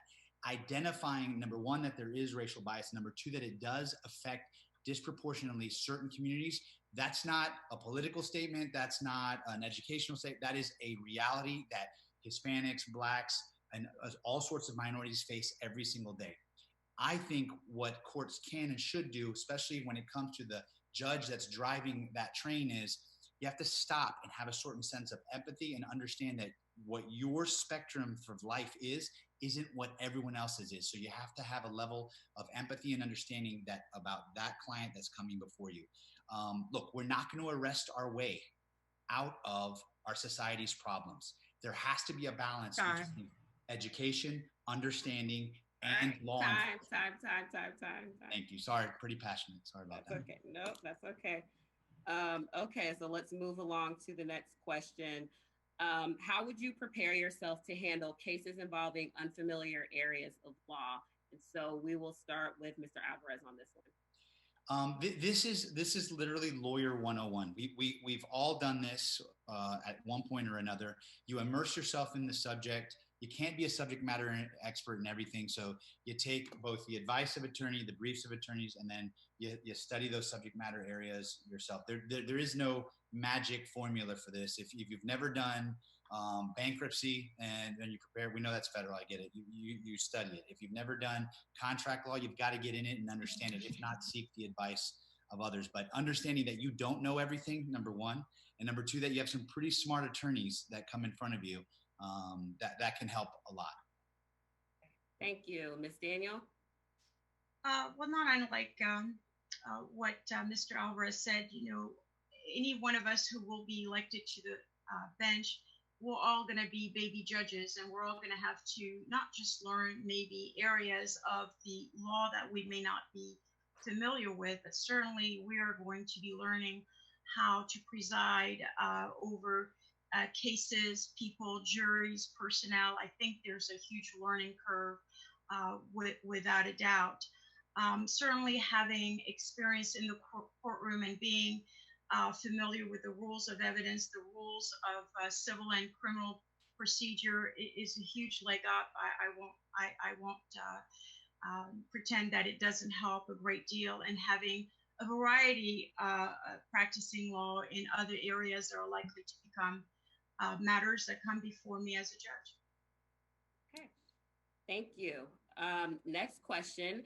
Do you believe that voluntary professional and community service is a necessary commitment for persons holding public office? And what forms of what organizations are you involved? Am I going first? We'll start, yes, Ms. Daniel. Thank you. Absolutely is the answer to that. Staying connected to the community, not just as a lawyer, but also as a judge, I think is vital. I'm a past president of the Hillsborough Association for Women Lawyers. So over the years, I've done many community service. I think mentoring young lawyers is absolutely necessary. I've been involved with Habitat for Humanity, Dress for Success. I did the GBA Know Your Legal Rights community event last year. And out of that, I got another pro bono client who needed some help with some landlord-tenant issues. So yes, I don't know how much time I have to answer, but clearly to stay connected with every part of the community, not just one or two, but everyone, I think is a responsibility that we as lawyers and as judges, we have to have and continue. Thank you, Mr. Alvarez. Not only do I think that it's vital, I think it should be mandatory. And when you go look at someone's desire to serve the public, you have to ask yourself if it began the day that they filed for office or if they have a proven track record of service. We don't serve for credit. You understand that? If you serve for credit, then you're doing you've got the right effort, wrong intention. In my mind's eye, if you don't have someone that's willing to give up of their time, effort, to include their personal time and their families, then we really need to examine that. Maybe we should examine it closer. I personally believe that service to others isn't just a moniker. It's literally my life's calling card. Thank you. So we're running out of time quickly. So I think we have time for one more question and then the closing. So I'll take one from the audience, and this has been a popular question so far. Do you do pro bono work in the African American community, and what is it? We will start with Mr. Alvarez. Absolutely. Yes, I have. So I've said this before. My last year of everyone knows I work for the sheriff's office right now, and I work and I got recruited by the sheriff, and I closed my law firm down to go serve the community in that capacity. My last year was probably my worst financial year, and I always say this because I forgot that I had to make money. So my clientele was, I'm a street attorney. I never went downtown. I wore jeans, and that's what I try to stay on the street and keep connected. So was it African American? Absolutely. Was it Hispanic? Absolutely. I was the attorney for a nonprofit that helped migrants come in and help them out as well. Those that were in like Waimama and stuff like that. But if the question is about African American, the answer is yes, ma'am. Okay. Ms. Daniel, thank you. Yes, thank you. Yes, I've done a great deal of pro bono work over the years, and my particular expertise, or I shouldn't say that word, but my comfort wheel, of course, is being in the courtroom. And so whenever someone needs my particular set of skills and needs to litigate in court, or perhaps out of court in anticipation of going to court, I have gladly done it. I have represented people who needed help in county court, circuit court. More recently, I did one as an administrative hearing against the city of Tampa. I'd never done it, but I geared up on it and I got a great outcome. So yes, I do. I do, and I think it's a necessity for all of us to do that, for everyone in the community, not any particular segment for sure, but anyone who needs it. Okay. Thank you so much for responding to those questions. And now we are going to move on to the closings. And so we will start with, let's see, Ms. Daniel, go ahead. And thank you. I believe I have about a minute or so to close. Yes, so a minute, yes. I want to thank you again, all of you, for setting up this forum. We've had so few opportunities to get our message out. of late. So I am very grateful. I just want to recap really how important it is to elect attorneys who have proven courtroom experience to the bench. I think it's absolutely necessary. I think we all have a responsibility, not just as lawyers, but also as citizens, to do our homework and to elect someone who has the right experience, the right judicial temperament, and the right sensitivity and affinity to people, which I believe I have. Having come from a foreign country and having had the privilege of earning an American education, I've seen some pretty interesting things along the way, and I know how important it is to ensure that we continue to give fair access to all, access to courts to everyone, regardless of who we are or where we come from. Thank you. Thank you, Mr. Alvarez. Thank you all. Al, thank Ms. Robin. I appreciate everybody on the board. Thank you so much. For me, it's running for office is really an absolute pleasure and extension of what I believe an attorney should be doing. We all do pro bono. We all give back to the community. I commend each and everybody that's doing that. For me, this is an extension of that. But I see the service as making sure that we understand that someone is on the bench that can relate to the people that come in front of them, that haven't forgotten where they come from. I'm a poor kid from a poor family that was raised on 40 grand. And I'm only here because of other folks like the people that are sitting on this panel right now. They help me, and I think it's our turn. What I'm asking you to do is that when I do get elected, that you hold me accountable and keep me out of the courthouse and make sure I stay in the community, which is where I want to be. Thank you, guys. I really appreciate it. If you have any questions, you know how to reach me, my email, my website, or my Facebook. Thank you guys very, very much. Thank you. And thank you once again to the both of you for joining us today. You gave a lot of insightful information. So next, we're going to take another quick commercial break, and we're going to come back, and I'm going to be moderating Circuit Group 13-31. So bear with us, and we'll be back. Thanks, guys. Thank you.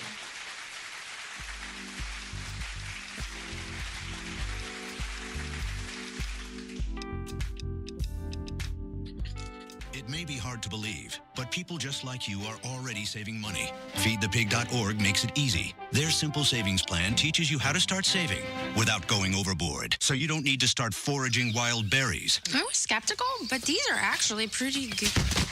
You don't need to sell your soul to the devil. $15 is the best I can do. You just need FeedThePig.org. Don't get left behind. Get tips and tools at FeedThePig.org. Brought to you by the American Institute of CPAs and the Ad Council. Welcome to Calvin's Barbershop. You all got to see this. I don't even want to know what you're looking at on that phone. Well, you should. I was learning about the dangers of high blood pressure and that we need to get ours checked regularly. High blood pressure can increase the risk of heart attack or stroke, but this text program can help keep it at a healthy range. Just text Barbershop to 97779 to sign up. I'll get right on it as soon as I'm done with this baby panda video. Text Barbershop to 97779. A message from the American Heart Association and the Ad Council.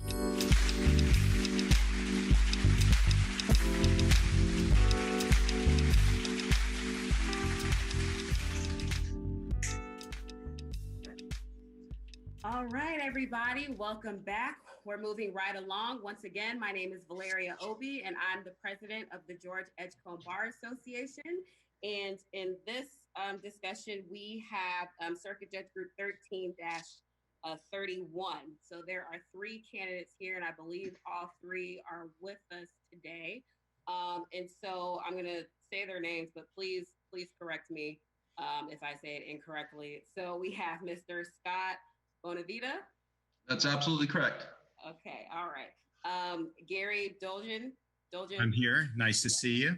Thank you. And we have Mr. Greg Green. Hi, how are you? Good. How are you all? Okay. Good.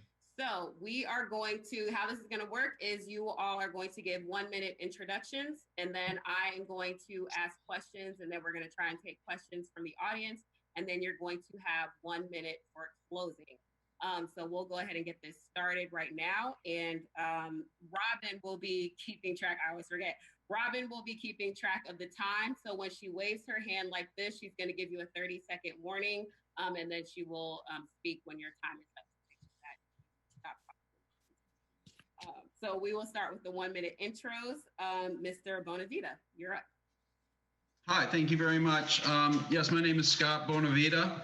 Obviously, I'm an attorney here in Tampa. I've been living in the Tampa Bay area most of my life. I grew up here, went to elementary school here, middle school, high school.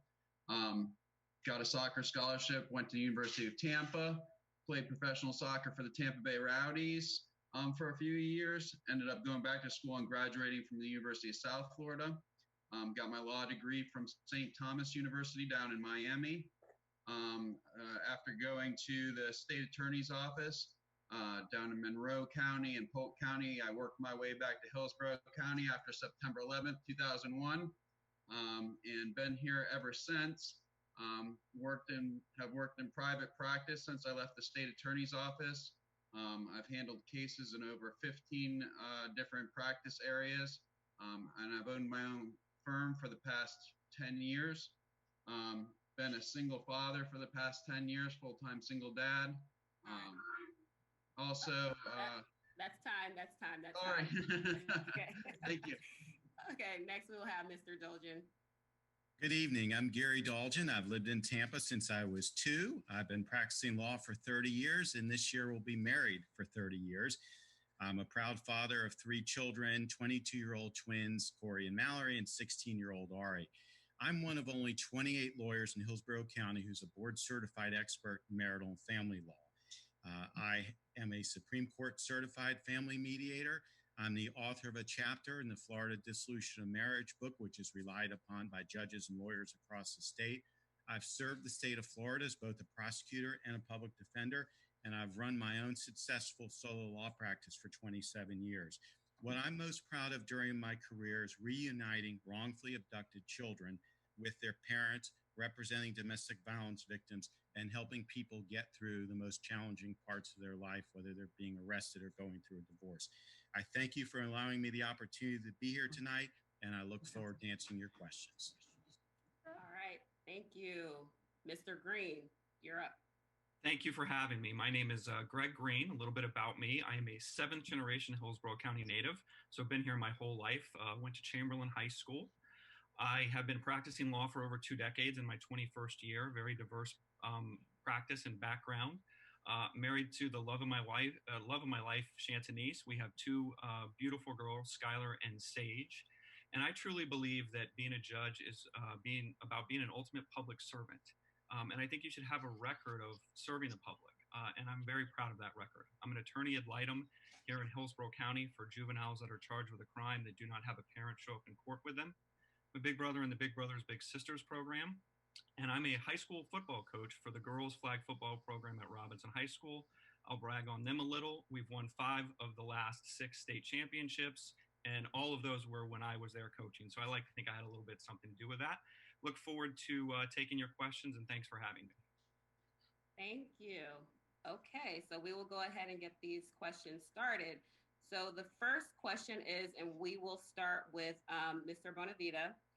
The first question is, what do you perceive as the greatest obstacles to justice, if any? And within that question, if there's an instance in which you face an ethical dilemma and how you resolved it, please provide that information as well. Well, that's obviously a very interesting question considering the climate that we're in currently going on. Personally, I think that the biggest obstacle for justice is political involvement in the court systems, as well as, I guess, what you would call movers and shakers controlling who gets elected and who doesn't in the as far as the judges go in the election process. There's a lot of people of means, and they put a lot of money behind certain candidates that they have influence over. So I think that's the biggest obstacle we face at this point in time. Okay, thank you. Mr. Dolgen? I believe access to the court system is a huge problem. During my service to the state of Florida as a public defender, I remember being at the jail with people charged with misdemeanors who had a $250 bond, who couldn't afford to pay that cash bond to get out. And so they're being offered a deal: plead guilty to this, we'll give you time served, and you can go home. that's a huge issue, especially when there's a lot of people who may be arrested and have a good defense and may actually be innocent. And as a young lawyer, that really bothered me because I wanted to provide a defense to them in court. And so I think that those who have less means have a huge problem getting equal justice. And we as lawyers have a responsibility to make that access to the court system easier for them. Thank you. Mr. Green? I do believe that it's access to the court system and money kind of tied together. I do family law. That's what I've been doing for 15 years. Over 45 family lawyers endorse my campaign. And when I meet with a new client, like I did today, actually, I tell them that if you're going to need your case tried by one of our Hillsborough County judges that do family law, you're going to be lucky if it's 9 months to a year before you can get that case heard. I actually think that Zoom has been a wonderful thing for our court system, and I hope that we continue to implement that, because some of the backlog that we have is because there's a lot of dead time when you're going to court for case managements or in criminal law for dispositions. And I think judges can be very effective in using this new technology that we're constantly developing to move cases along faster and ensure that everyone is getting their case heard in an expedited manner, so that we can deliver that justice that they're all seeking fairly and in a quick manner to everyone, regardless of their income. Okay. All right, thank you. So next question, and we will start with Mr. Dolgen on this one. What are your views on whether the court as a whole deals effectively with racial and gender bias? Well, you know, it's interesting. I've seen good judges and I've seen bad judges. I've seen good lawyers and I've seen bad lawyers. An interesting investigation was done several years ago in the Sarasota Herald Tribune, which talked about racial disparities in sentencing across the state of Florida, where you would have a white defendant and a black defendant charged with the same crime, but getting disparate sentences.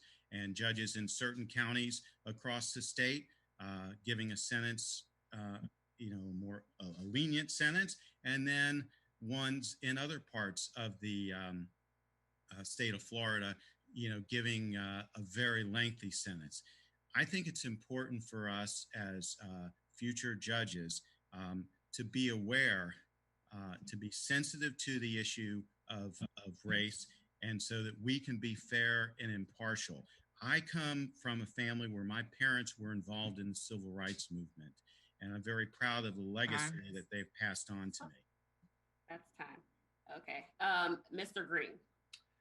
So, look, the judiciary is made up of human beings. And as human beings, we all have some level of implicit bias, whether that be racial bias, gender bias, whatever it is. I don't believe we're born with that. I believe it's a product of our environment. And we all see life through different spectrums. Personally, my spectrum is I'm married to an African-American lady, and I'm raising 2 African-American children. So my spectrum is a little bit different than somebody else's may be. But I think the job of a good judge is, regardless of your spectrum, regardless of how you see the world, to understand that you're going to have some level of implicit bias and not let that in any way, shape, or form affect your ability to deliver justice fairly, to deliver it the same to every gender, to every racial makeup, to every religious makeup. And just to understand that, yes, we all have that, but our job is to ensure that everyone has equal access to the justice system. And that's what I'm going to do if elected. Thank you. Mr. Bonavita. Yes, thank you. I disagree that everybody has bias. I mean, I think that, and this leads into my first response, or goes back to my first response, is that, the involvement of the political parties behind closed doors in these judicial elections, quite frankly, is shocking. Once I got involved, I saw that several candidates have campaign advisors, if you will, that are affiliated with political parties. These heavily influence these people and these judges that are being elected. This is supposed to be no party denomination election, or no party affiliation election, and that's certainly not what transpires in Hillsborough County when you've got literally hundreds of thousands of dollars being poured into these campaigns by super large law firms and politicians. Thank you. So we'll move on to the third question. And Mr. Green, we're going to start with you on this one.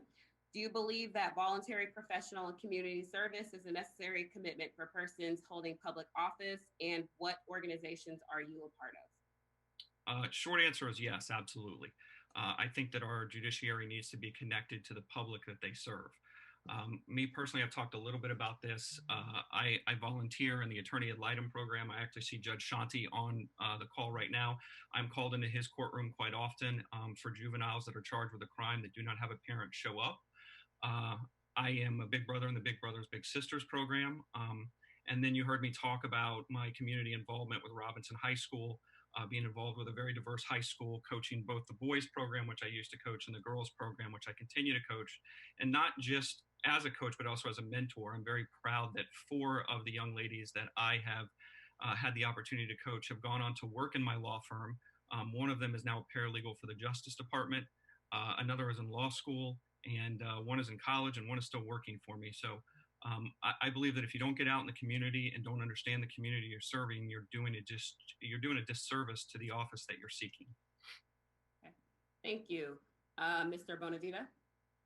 Yes, thank you. Yeah, obviously community service is huge. I mean, like I told you before, I'm a full-time single father. I own my own law practice. My son plays hockey. I do a lot of volunteer work for his hockey programs. Last year I was the team manager. We created a nonprofit association actually for his team to help some of the kids who come from less fortunate backgrounds to be able to play hockey. It's a very expensive sport. I also have had a great deal of involvement with soccer teams and offered my services as coaching. So I don't just do it from a legal perspective, but also from a sporting perspective, given my background. Okay, thank you. Mr. Dolgen? Absolutely, yes. I'm very proud that I've done pro bono work for Bay Area Legal Services, where I've mentored lawyers who don't practice family law so that they can represent indigent family clients, because there's a huge need for that.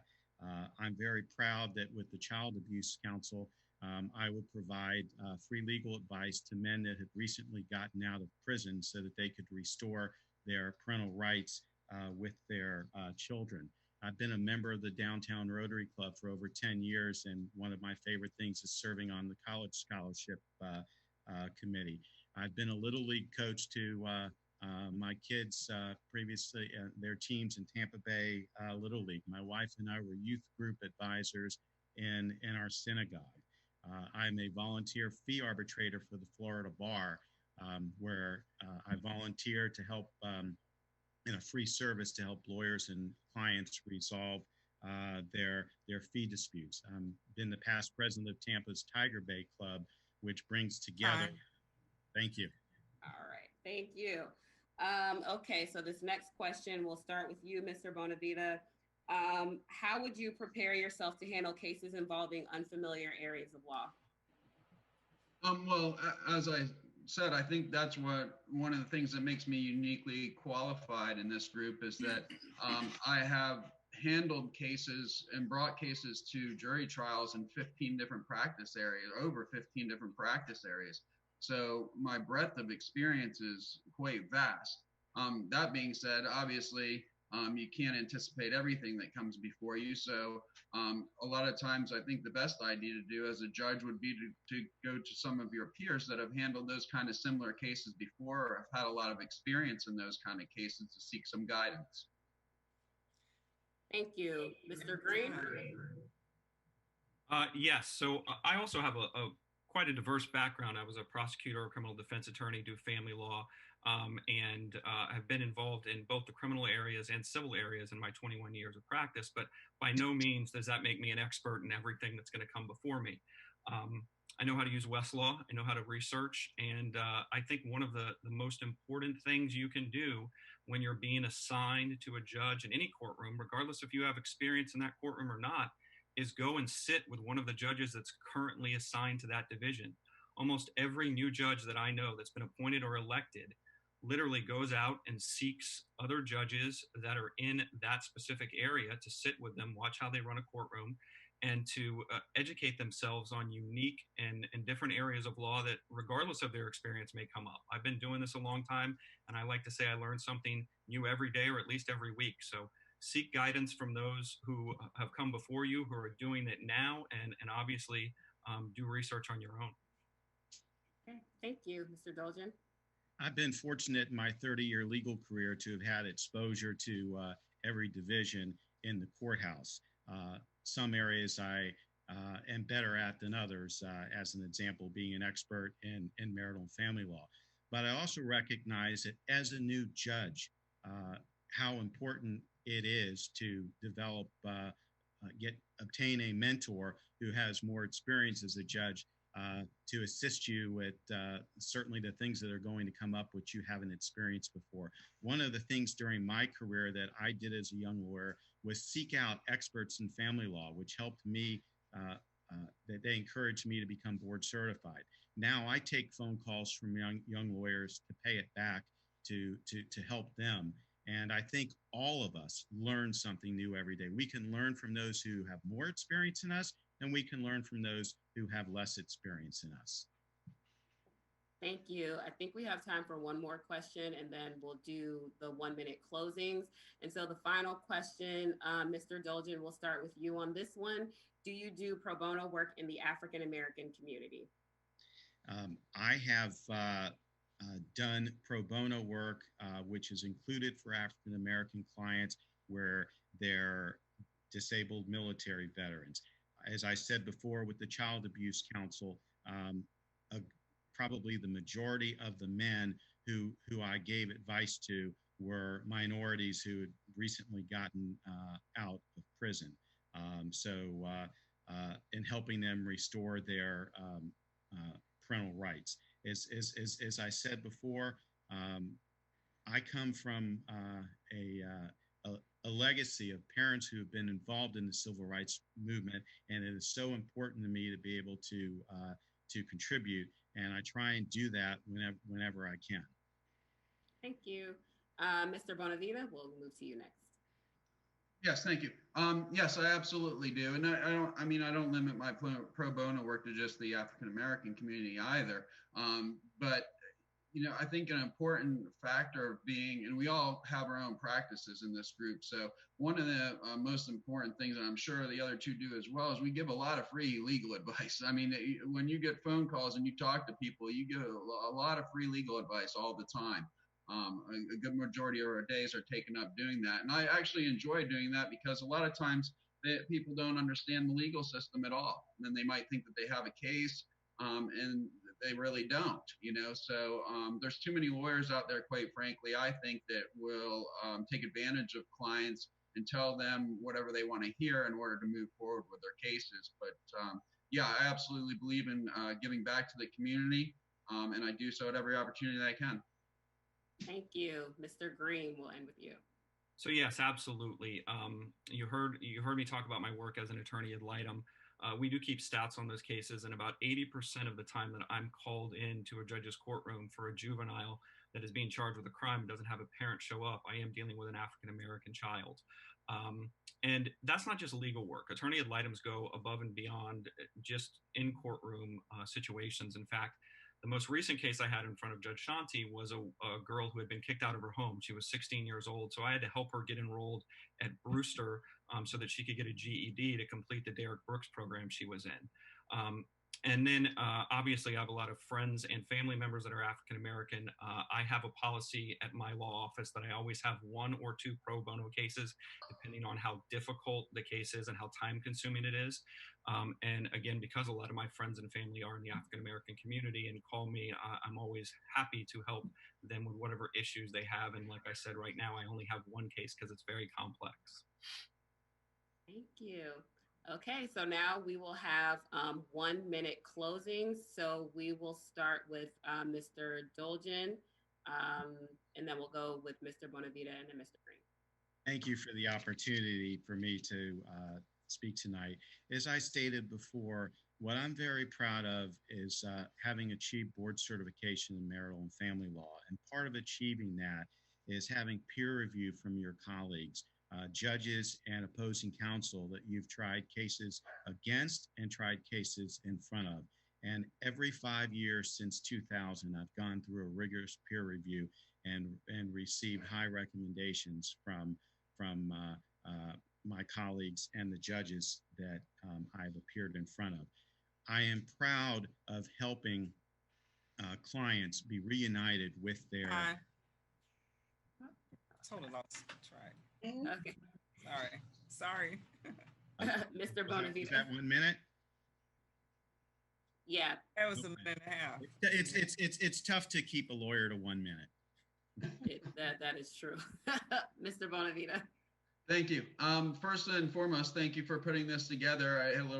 I thought I was going to have a little bit of difficulty getting on, but I think these things are important. I quite frankly wish that more people in the public would take advantage of them, or if we could figure out a better way to disseminate the information so that people could get on here and learn a little bit about the candidates. We're doing a commercial, or we're just going? Oops. I'm sorry? Go ahead. Oh, okay. I didn't know if I ran out of time. No. But yes, I'm running because I want to serve my community that I grew up in and that my son's growing up in. I want to give back to the community. I don't have any career goals beyond being a circuit court judge in Hillsborough County. I love Hillsborough County. I love being here. And that's where I see myself, and that's where I'd like to retire. So thank you very much for having me. I really appreciate it. And I look forward to hopefully we can have some more of these in the future. Thank you, Mr. Green. So yes, again, thank you for doing this. My campaign and what I'm running about is really about two things. It's about my continued service to this community. I've been serving this community really since I was old enough to start working. And I've talked a lot about that with my involvement in the community. But it's also about judicial temperament. I think when voters go into a booth, they need to ensure that they're electing someone with the appropriate temperament. I've been endorsed by the last two chief judges of this county. I've been endorsed by over 150 lawyers and 45 specific to Maryland family law.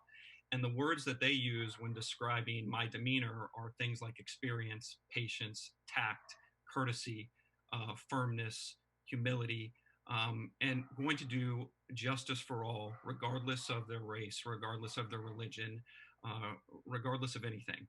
And I'm very proud of that. I'm proud of those endorsements. I'm proud of that community service.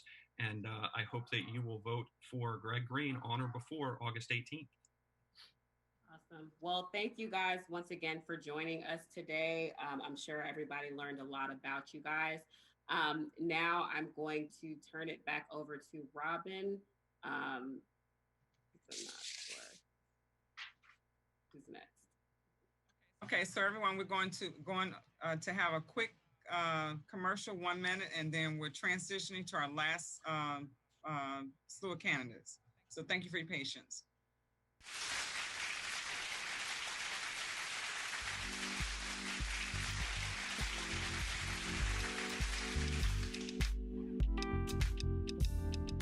The storks are bringing me a baby brother. We can do this together. All right, let's go. Storks know how to keep kids safe. Do you? What? Oh my gosh, you don't know. I know. You don't. Oh man, you laugh when you're uncomfortable. No. Making sure your child is in the right car seat is one of the steps to safer travel. I will rock this. You will rock this. To know for sure that your child is in the right car seat for their age and size, visit safercar.gov/the-right-seat. Cool. Very cool. Brought to you by the National Highway Traffic Safety Administration and the Ad Council. It's important to plan ahead for emergencies, like the storm. When it kicked in, we had a plan. Separated. We were able to get in touch with each other in no time. Idea how to find each other. The whole experience was the most frightening 10 hours of my life. If there's one piece of advice I'd offer other moms out there, it's to stay calm and keep to the plan. Some parents plan ahead, some don't. Make sure you know where to find your family in an emergency. Start your plan at ready.gov. Brought to you by FEMA and the Ad Council.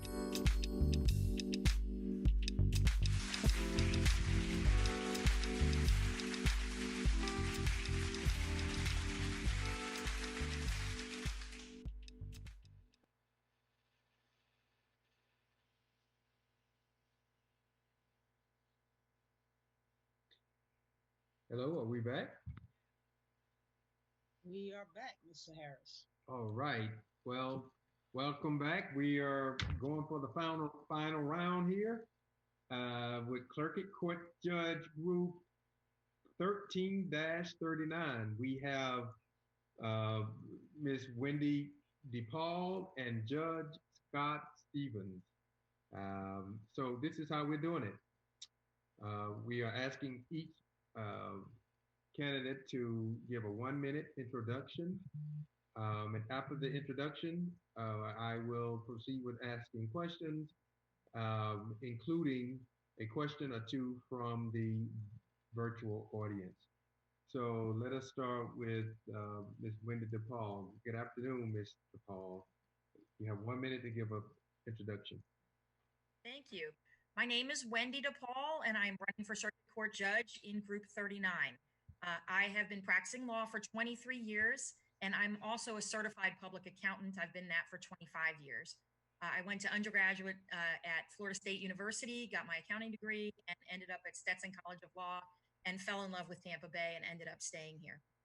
I'm very involved in community service, community outreach, and volunteerism. That's big for me. I'm very into pro bono work. I'm on the board of directors of Bay Area Legal Services, and I've been volunteering there for years. I'm running for Circuit Court Judge. I feel it's very important for a judge to have good judicial temperament because people come into the courtroom and they're a little bit afraid of what's going to happen. I think it's important that you treat everyone with dignity and respect and kindness. And I think that's the end of my 1 minute, so I'll stop there. Okay, thank you very much. Judge Stevens, welcome.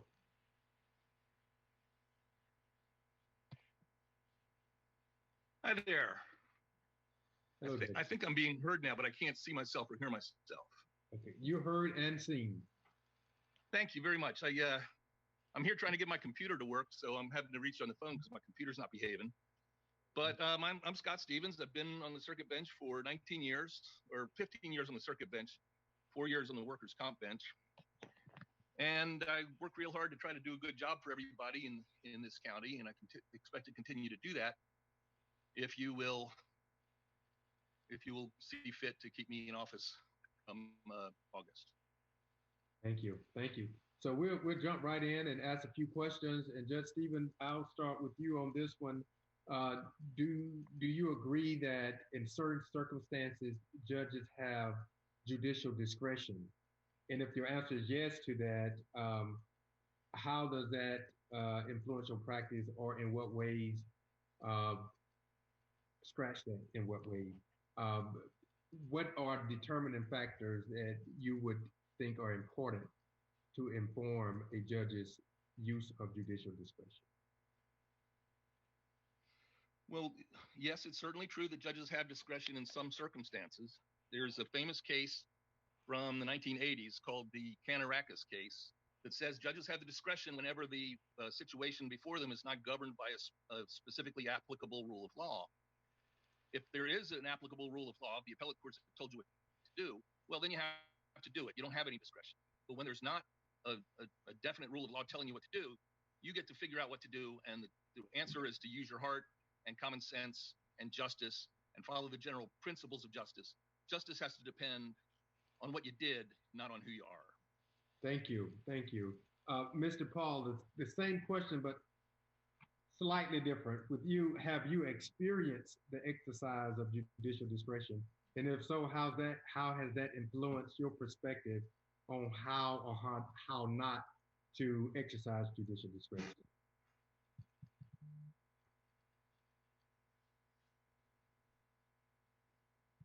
I'm not sure what happened. I got muted. I think all attorneys at some point have been the subject of, have had to deal with judicial discretion. Most of the courts that I deal in are courts of equity, just because of the areas of law that I practice, which means that the most important thing is that you do follow the law, and then you have to follow what would be equitable for the parties. I don't know that I've ever had a decision where I thought that, because I haven't done any appeals, so most of my decisions that I have been what I thought were fair. If I were elected, I would certainly take into account judicial discretion, because I think it's important that as a judge, you be involved in the community and you know who the people are that are coming out in front of you and you know what their circumstances are, because you do have to apply the law, but if there's no law, you do have to look at the totality of circumstance. Thank you. Thank you very much. And I will start with the next question with you, Mr. Paul. Do you consider the behavior of litigants in the court important to the court's function? If so, can you give an example and explain why? Yeah, yes. The litigants in the courtroom, it's very important how they behave in the courtroom, because they can disrupt an entire proceeding if they're out of line. When I volunteer at the Family Forms Clinic for Bay Area Legal Services, people who don't have an attorney have to sign a document called the 12 Rules of Courtroom Civility, saying that they will follow certain rules when they're in the courtroom. And I think that, and they're simple rules: don't chew gum, you know, dress appropriately, don't send letters to the judge without letting the other side know. It's pretty straightforward stuff, but that people might not know. I think it's really that people be aware of those things, and if they're not cooperating and behaving well in the courtroom, it can slow the whole process down. Thank you. And Judge Stevens, the same question I direct to you. As a sitting judge, what do you feel about the behavior of litigants? And if you think it's important, explain why it's important. Well, it depends on the context. Most people, goodness.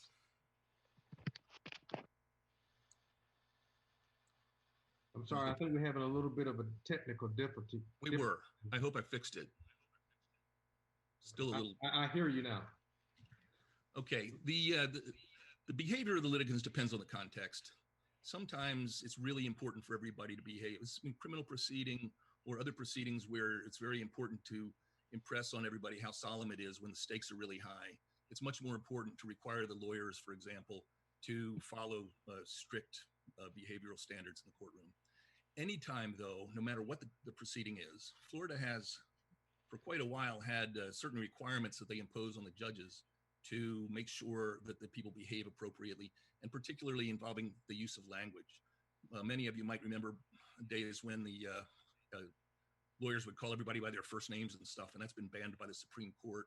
We don't call anybody by their first names anymore. Everybody gets treated with their title, their salutation, thank you, and their name, and we have to enforce that, and I do.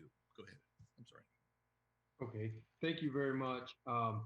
During the course of the evening, there's a phrase, and I'll direct this question first to Ms. DePaul.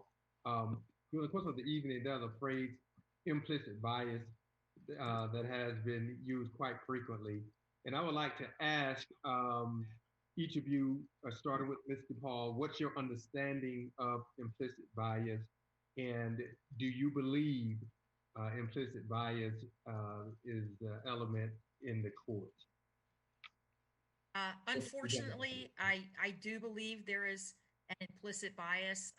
I was reading an article today about how different people, based on who they are or the color of their skin, have different sentencing.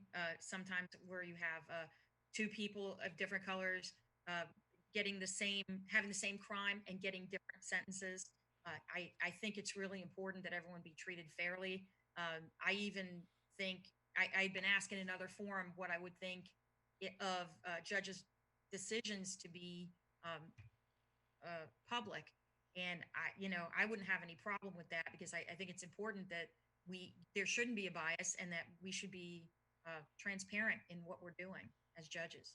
Thank you. Judge Stevens, I would ask the same question to you, sir. I think you've hit on what is one of the most important problems that we as a judiciary have to face. And that is anybody, no matter how open-minded their outlook, is still going to be affected by some sort of biases that lurk beneath the surface, because all of us are formed by the set of experiences that we have and the things that we've learned along the way. And if you don't recognize that you're susceptible to implicit bias yourself, you're never going to be able to work on yourself to try to counteract it and try to make sure that you don't fall into traps that are presented by your own potential inherent bias, implicit bias. Fortunately, the judiciary has recognized this for a long time, and has courses every year for judges in continuing judicial education to help to make sure that people are in touch with, recognize the existence of. That's the first step. You can't just say everybody should be treated equal. You have to realize that your role in treating people equally requires working on yourself as a human being. And you have to go to those courses, and you have to talk to the people, and you have to listen to them. And you have to find out how it is that you can make yourself better in terms of treating people equally. Done. Thank you. Okay, thank you so much. And the next two questions would be focused on pro se litigants. Most of the time, persons come into court are represented by counsel, but there are situations where people represent themselves. So I will focus the next two questions on questions related to pro se litigants, and I would start with Judge Stevens. And the first question is, a judge is normally viewed as neutral. Do you believe it is appropriate in certain type of cases for judges to give information or direction to a party who does not have a lawyer? And if so, what kind of cases and what type of information? When I have somebody who is pro se in civil court now, I think it's appropriate when they ask you to do something, if you tell them with some degree of precision why you can't do it and what they would need to do in order for you to be in a position to do it. That's not giving them legal advice. That's telling them why you're making the decision you're making. Hopefully they will catch the message and figure out how to fix the problem that you mentioned and be able to go forward that way. That's about the limit of what you can do as a judge in the courtroom. Now, when I was in the family court, I was a chief judge of the family court, administrative judge of the family court for a little while. And there, what we did was we created a special division for pro se peoples to try to make everything more even-handed and get the cases moved through faster. And we did a pretty good job of speeding up the cases. But when I got transferred out of there, I guess the successive judge didn't like it that much, and so they went back to the old way of doing it. Thank you very much, Ms. DePaul. The same question I would ask you. Can you repeat the question, please? Sure. Judges are viewed as neutral players in the court. Do you believe it is appropriate in certain type of circumstances or cases for judges to give information or direction to a party who does not have a lawyer? And if so, what kinds of cases and what type of information? Sure. I don't believe that we should be giving legal advice from the bench. We really aren't supposed to be doing that. That's not the job of a judge. But there is certain information that as a judge, I would give to people, and that I think is imperative that we give to people. Information on procedures. Sometimes people don't understand how to file a motion. They don't know that has to be done. They don't know how to set a hearing. I would want to make sure that they know how to do those kind of things and understand how to behave in the courtroom. Another thing that I would do with pro se litigants, because like I said, I'm very involved in pro bono work. There's a lot of resources out there where pro se litigants don't have to be pro se, or they can get legal advice so that they can represent themselves. I would want to make sure that people were aware of those resources so that they can get help and either represent themselves well or find an attorney to represent them. Thank you very much. And I have one more question regarding pro se litigants. And we'll start with you, Ms. DePaul, on this one. Do you believe it's ever appropriate for a judge to direct a party to self-help resources available in the office of the clerk? To self-help resources from the clerk's office? Yes. I'm not familiar with what self-help resources the clerk's office has. I know that there are certain forms that you can get from the courthouse, but I didn't think that the clerk's not supposed to give any kind of legal advice.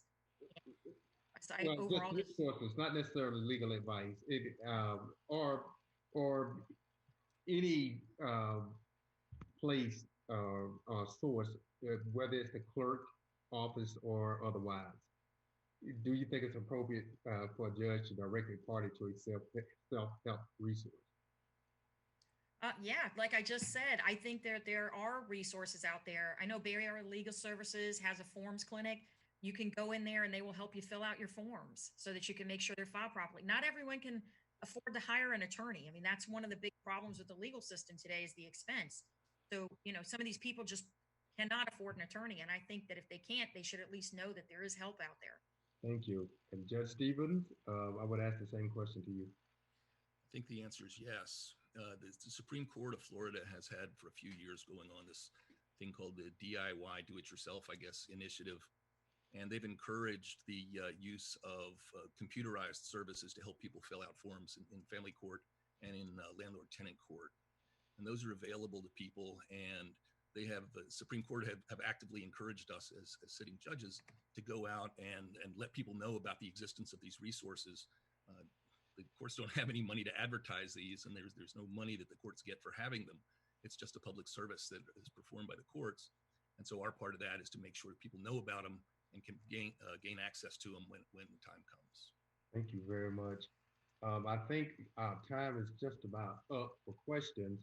So we're going to wrap up, and we're going to ask each of you to give a closing statement. I almost said closing argument.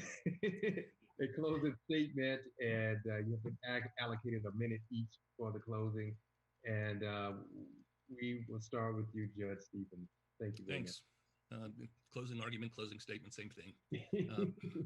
I started this job 15 years ago, and the entire time I've been doing it, I've not only done the job that I'm supposed to do by hearing the cases and deciding them and keeping the decisions timely and accurate and getting them as right as I can. Of course, sometimes I make mistakes, less now than I did when I had no experience.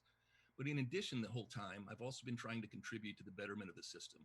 As I mentioned, when I was in the family court, I tried to come up with a better way for the family court to do its job, to streamline the experience for the pro ses. I wrote a book on family law. I have it right over here. Oh, and I try to make that available to people. I give away copies of it to anybody who asks, pretty much. I've also worked in the rulemaking end of things. I worked for the courts in the Florida Court Technology Commission. I helped to devise all the standards that are used to help the computer systems that we use function. I helped to rewrite the rules for electronic filing. Somebody who does that much extra contribution, you don't get rid of them for nothing. Thank you very much, and I appreciate you being a part of the panel tonight. And we'll move to Ms. DePaul to give your closing statement / argument. You have 1 minute. You're up. Well, first, I'd like to thank you for inviting me. It's very rare that we get the opportunity to speak to people as judicial candidates. So I appreciate that you had us out here, and I appreciate everyone for being here to listen to us and get to know us a little bit and see who you're voting for, because it's so important. Again, if I'm put on the bench, I can tell you that I'm going to be a big proponent of pro bono work. I have been involved in starting clinics for people to get help with their legal problems in bankruptcy, and also helped in the family forms clinic. I've helped with domestic violence injunctions. You know, I'm very involved in the community, and I plan to continue that if elected to the bench. I think it's very important. I think access to the courts is so important. And I think by letting people be informed on what resources are out there for them, I think that we're going to make the course a lot more accessible to a lot more people. Thank you very much. Thank you both for taking time out to make yourself available this evening for we get to know you, for our virtual audience get to know you. I believe voters are going to leave tonight having information to make them more informed voters. This marks the end of our judicial candidate forum. I would like to take the personal privilege of thanking Ms. Robin Lockett, who has worked very hard and diligently to make this happen for us tonight. And yes, virtual hand clap. And at this time, I guess I would turn it over to Ms. Robin for final comments, and we can leave more informed and go out and be more informed voters. Thank you very much. Oh, okay. So I'm never speechless. Hey, everyone, I want to thank everyone for. I want to thank everyone for coming out to learn more about these judicial candidates. Again, for those who don't know me, my name is Robin Lockett. I'm the Regional Director of Organized Florida. And it is one of my duties to always bring information to the community so that we can be more informed. All of the candidates will be on your ballot, and you opportunity to meet them. So with you having the opportunity to meet them, hopefully you'll be able to make a wise decision on who you think would be the better person for that to get your vote. If you want anything, any other information regarding Organized Florida, we are a community-based organization. Please reach me at robin@organizedflorida.org. And that's ROBIN@organizedflorida.org. I am handing it over to Valeria Obi. I appreciate Jiba partnering with us, and she'll have the closing words.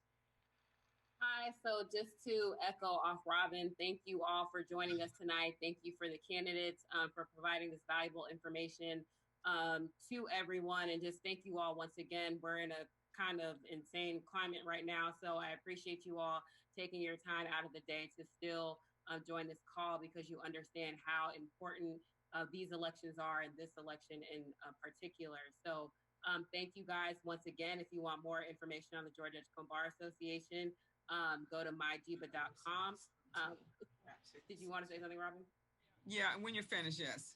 Okay.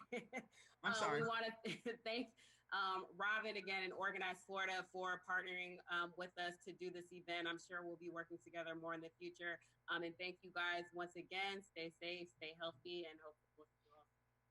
Just one other thing. If you think this production was professional with the commercials and so forth, and hey, a new innovative way to get your message out,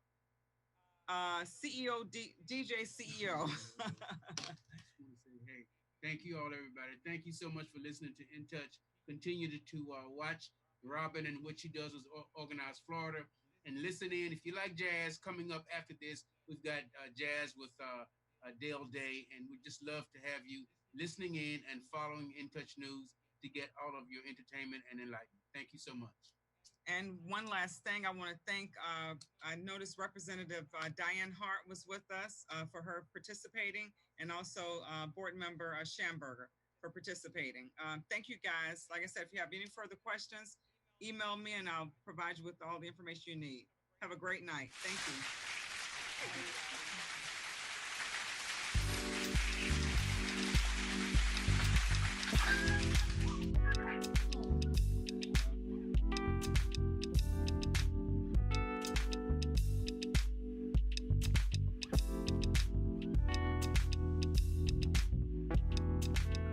It may be hard to believe, but people just like you are already saving money. FeedThePig.org makes it easy. Their simple savings plan teaches you how to start saving without going overboard.